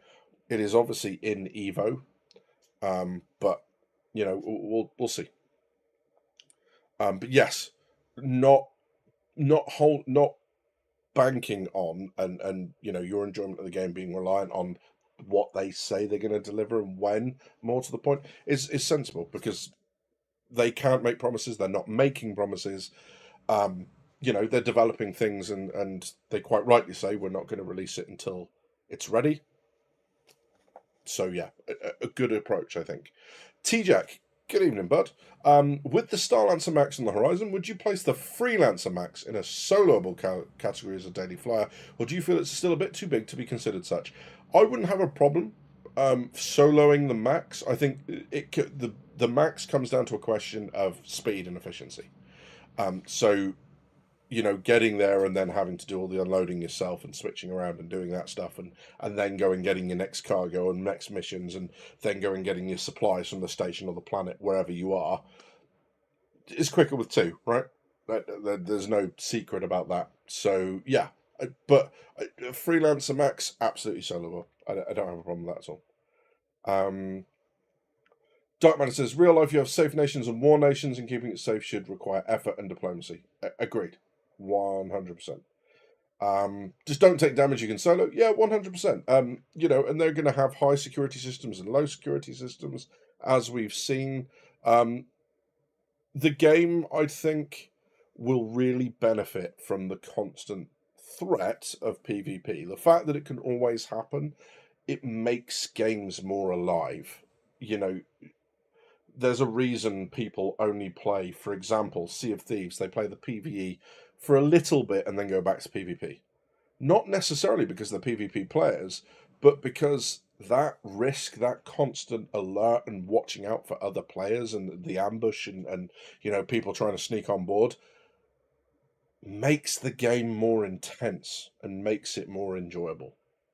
So, sure, there'll be places where it doesn't happen, like the instances and stuff, and you'll have systems that are very, very high security, like Terra, like Sol, all that sort of stuff.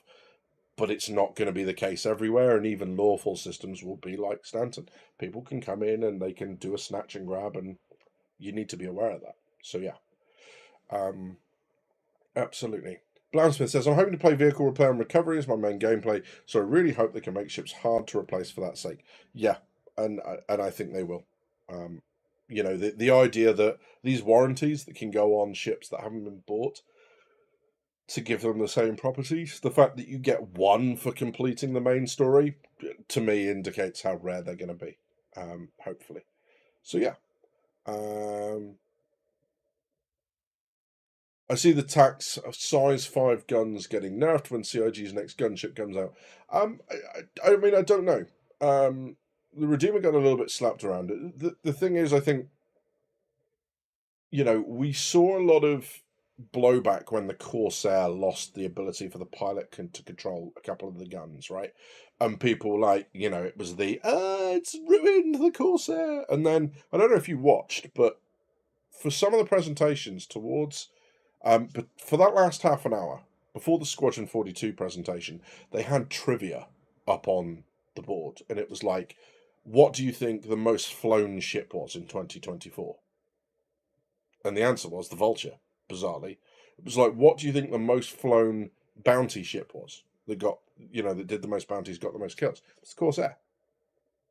So the idea that somehow taking a couple guns off it was killing it is like, no, it's just been brought back into line because it's now the most flown combat ship of the year.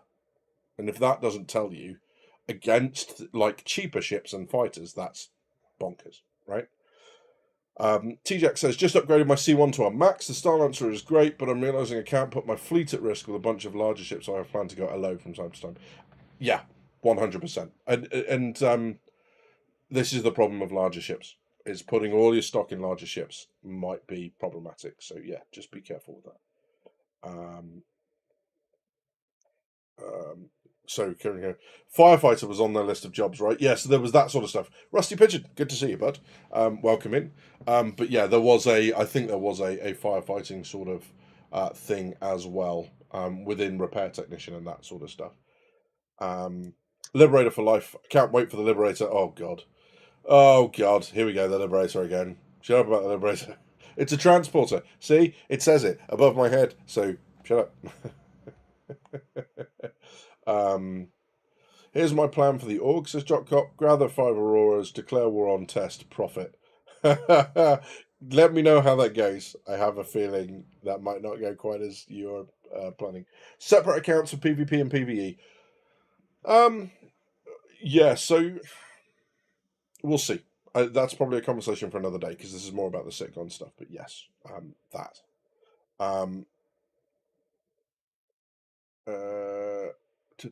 Sorry. I always choose PvP servers in MMOs, even though I PvE 95% of the time. I meant more that you have 2 accounts, a lawful character and unlawful character. Or do you think it'll be a journey? Yeah, I mean, I'm really hoping they do the lawful characters, the unlawful characters well.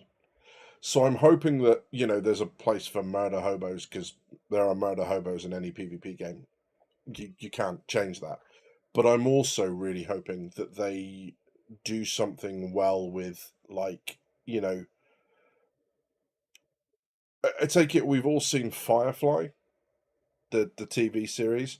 That was really cool. That they were not lawful, but they weren't bad guys. They were kind of in the grey. As far as the UEE were concerned, or the Empire, whatever it was called, they were bad guys, but they weren't. So I think other things to do for there to feel just as much story progression for the bad guys as there is for the good guys is really important. Both needs to be fleshed out, because if you don't want murder, if you don't want everyone to be a murder hobo, every bad guy to be a murder hobo, you've got to give them other stuff to do. You've got to make them feel like they're achieving, and they're getting some form of progression. Otherwise, they're just going to go around and slap noobs around, and who can blame them? So yeah, Carlton Whitfield says, I'm one of the idiots clinging to a Starfarer we work. I don't think you're an idiot at all. I think that's going to happen. Possibly after things like fuel scoops and stuff like that. But the Starfarer isn't going to stay the way it is. It's a fucking mess, if you excuse my language. I'm confident for you that your Starfarer will look much better at some point in the future, both inside and out. I'm hoping choosing a rep direction is a difficult decision, serious pros and cons alike. Yeah, 100%. Firefly was anti-hero, says Socially Confused. Exactly that. That's exactly what it was. Yeah, aiming to misbehave, says Blamsmith. Beautiful. Yeah. Or the bit where he pulls the gun and just goes, let's be bad guys. That's just chef's kiss. The slides of all the careers look great, but just how deep does each one of those go? They talk circular polished gameplay loops, but it doesn't mean more depth than we currently have. No, but it also doesn't mean that they'll stay that where they are, right? So, I think when you look at things like search and rescue, you build an entire ship for it. I think it's on balance of probability, it's fair to say that this stuff will happen. I think the key thing here for me with this stuff is it's going to be this ability to bounce onto stuff.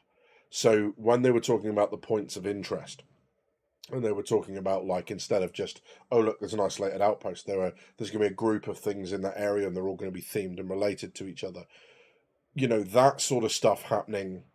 And I've had a couple experiences in Star Citizen like that even now, and they have been brilliant, right? So we went to pick up some box stuff, and then there's a pirate ship in orbit, and then above the outpost. So we destroyed that, but it had slam on it or whatever it was, weaver legs. So then we went to that, and we picked that up, and then we had to sell that, and then one of us got crime stat, so we had to go to Korea and get them, get the crime stat removed, and so on and so on and so on. And it's those stories that just generate more stories that you end up with loads of stuff to do without having to go look for it. It's not like the stop-start of, okay, that's done, look at Moby Glass, what's my next mission? Okay, let's do that one, and go on. It's the natural kind of progression where you pull through. That's what I see from the circular. But that's not to say that there's not going to be a lot more depth. Again, I have faith that they're going to get it done. Jock Cop says, I've held on to my company pack with the big industrial ships like the Orion, Reclaimer, Crucible, and Starfarer because I think even in a PMC org, you're going to need some all-round industrial capability. 100%. People that have rare modules or serious upgrades are going to want your Reclaimer to go and sort that out. Crucible, repairs, PvP, that's obvious. Starfarer, in-flight repairing, the ability to carry supplies, the Perseus. My Perseus is going to burn through ballistic rounds at a rate of knots because that's what it does. Your Starfarer carrying ballistic rounds in the back of in its cargo bay, along with the fuel that you'll be able to supply, that stuff's really important.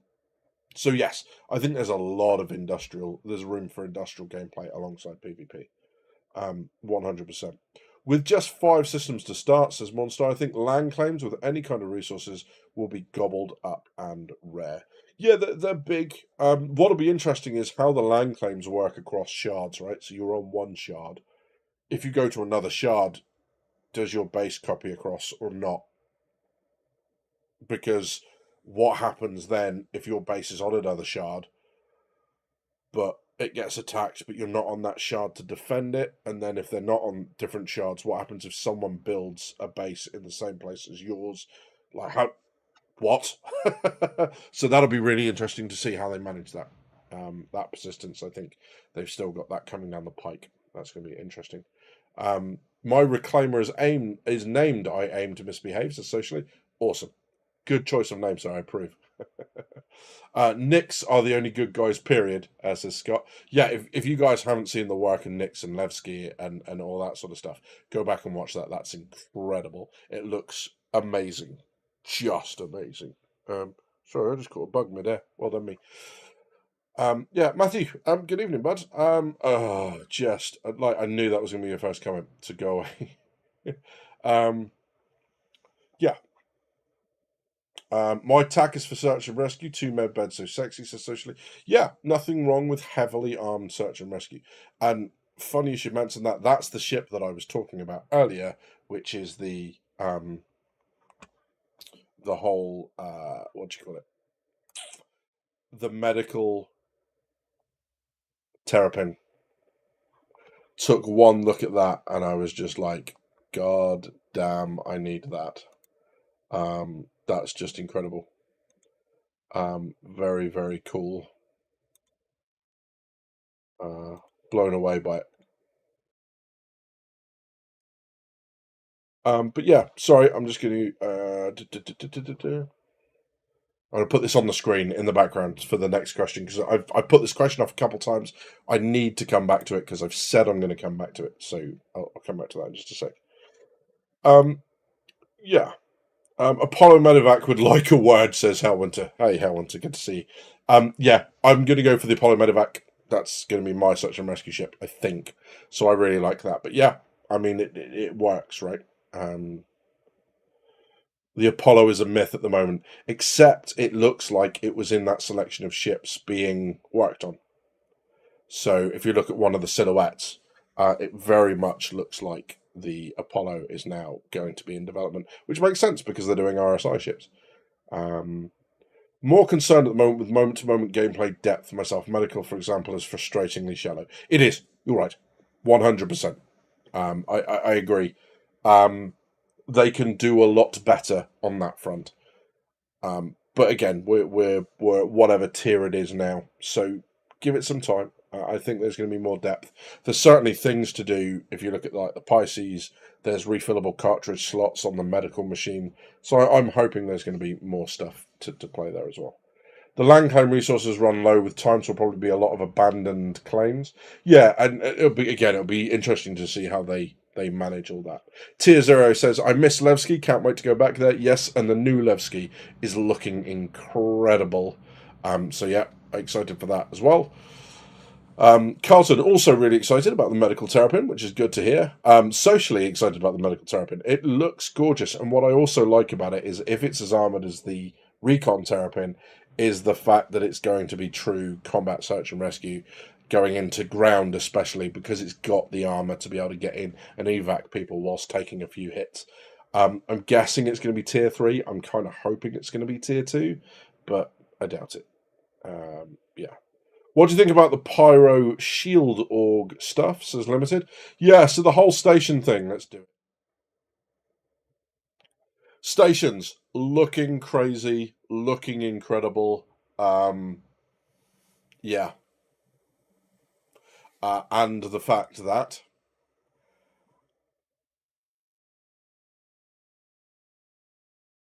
the sheer cheer that went up with this bit, with the idea of interconnected stations was immense. Yeah, so I like the shield thing. I think there's a couple of really easy things that they can do to kind of stop one org taking over control of it, which is a maximum number of bids per org. And then, like, when an org is successful, it's then removed from all the other bids. That works quite nicely, and it stops, like, orgs coming in and just being like, we own this system now. That'll work quite nicely, I think. I'm sure they'll work it out because it'll stop basically test ruling everything. But yeah, I hope the Metapin will get drop seats. That would be good as well. Maybe for a couple of security guys to go out and write recovery guys like the parajumpers. That would be I would like that as well. But yeah, multi-shard aspect is so up in the air. I think they have plans to represent all places across shards with read-only dummy bases. Kind of weird. Yeah, I don't know how they're going to work that. I think they've still got some planning to do on that front. But yeah, so let's get into the station stuff then. I really like this. I think it's a really nice touch. The idea, for me, the idea of stations and the station attack gameplay that they showed, I might just cycle back a little bit to kind of go to that so we can see a bit of that happening. I really kind of like that idea because it hints at a whole bunch of other stuff that can happen.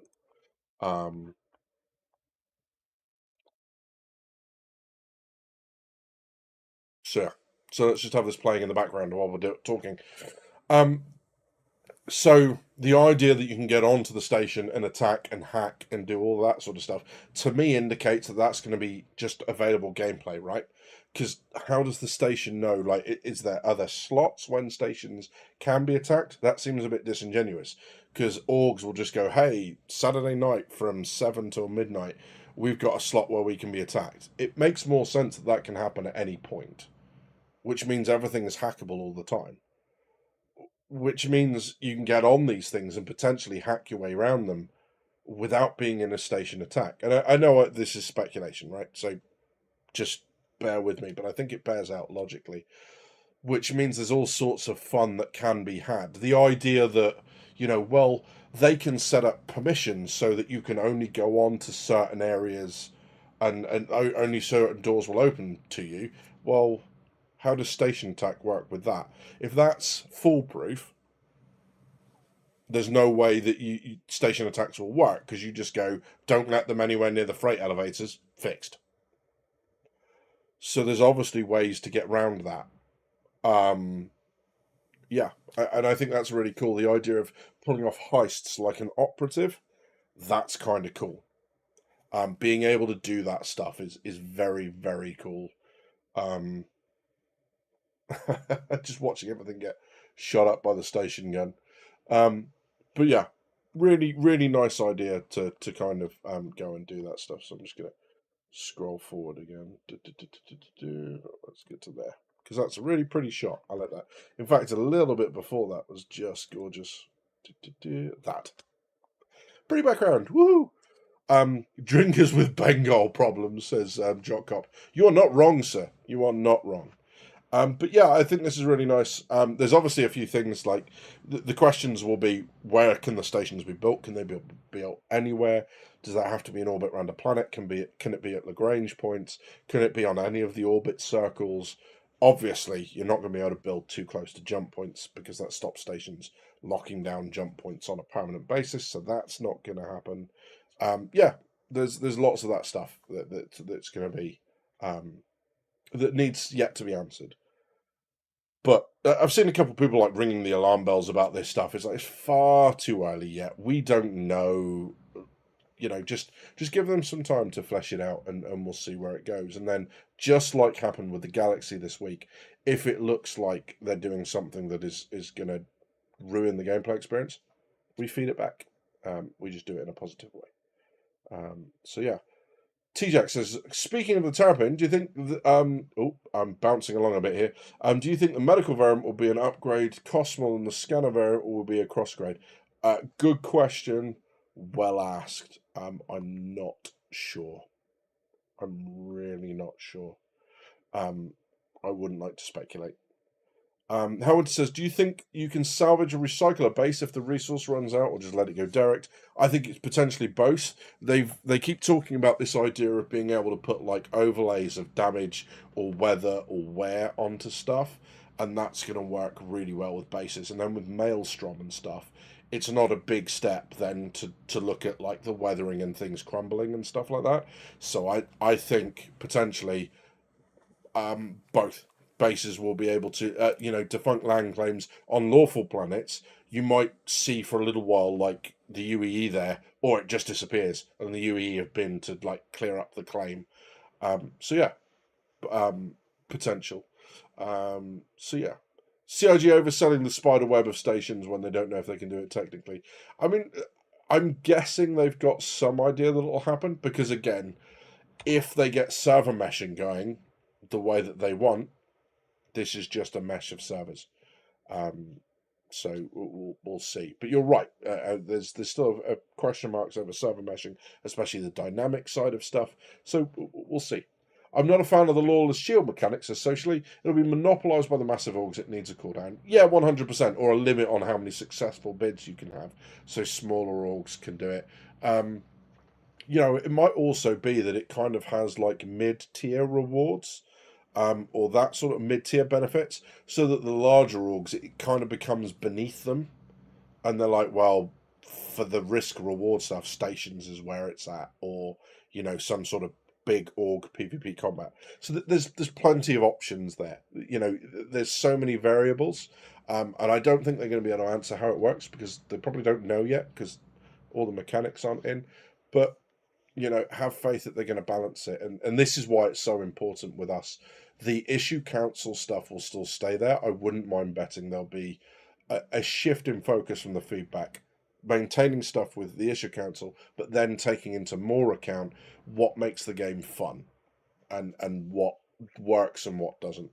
But also I think there's, if you look at EVE as a group of 5 or 6 players, you might not ever build up to a Titan or an in-game space station. So there are gameplay loops that are designed to be for different groups. and different size groups of players, and that's going to put certain things out of reach, right? All that shield does is stop their bases getting attacked. It doesn't mean that no one else's base works, right? So you can still do what you're doing. It just means retaliation. But if they're a big org, retaliating against their base probably isn't the best thing you do anyway, because they'll smash you. So, that sort of stuff. We'll see. John Priest, XQ says hi. John, good to see you. Hi X, hi John, good to see you both. Yeah, good. Glad that you could make it in. So for those that don't know, I met Execute and Algrid and Billionaire Ninjas. Sorry, I've taken some of his money away at Citizncon. It was really good to catch up with you guys. Just lovely to meet in person finally. I hope you enjoyed it, and I hope the weather's not getting you down too much over here because it's a bit crap. But yeah, it was really good to catch up with everyone. Yeah, chat, say hi to Execute. That'll be really good. What I do like about the station is the idea of things like, well, you can see the resource network starting to build up. So the idea that everything will be, in there and components and all that sort of stuff. And then they talked about the idea of blasting charges. Being able to sneak and put blasting charges on some components ahead of the attack, being someone who can go to the station and you trade over like a week or a couple of weeks or a month before the attack. So you become someone that they're like, oh yeah, that person's back again. Oh look, they're trading more Beryl, and yeah, great. And then they miss that one time when you come in with some blasting charges, and then you damage some of the components, you set a fire somewhere, the station's now dealing with that, and in that confusion your fleet then drops in and starts attacking. You can see the power of that resource network system start to impact everything and start to snowball. So yeah, that's kind of cool. They did say the Bengal had to be found and repaired. Yes. What this doesn't make clear, they said that the dock here, the dry dock, is big enough to accept the Bengal. Some people seem to have interpreted that as the Bengal can be built. Don't know. It's not been confirmed again. It doesn't look like it can encompass the whole Bengal. It looks like it takes the bow. So I don't know how it's building the whole rear section because it doesn't fit. You can clearly see from this picture that it doesn't fit. But that doesn't mean it can't happen. It's just my kind of thoughts on it at the moment. So we'll see. Stations look cool. For a few years after 1.0, it's only for very large orgs. After all, 5 systems, not much space. Yeah, and that goes back to the question of where can you build them? Because like a station in the middle of bumblefuck nowhere, right, might be quite useful, especially if your org is self-sufficient and it's just an org base, like a PMC base, for example, and no one else knows where it is or where to find it. That'll be quite cool. Yeah. So yeah, loads of people saying hi to X and Algrid, which is really good. Can, welcome in, bud. Good to see you. My hope is a big org will pay big bucks to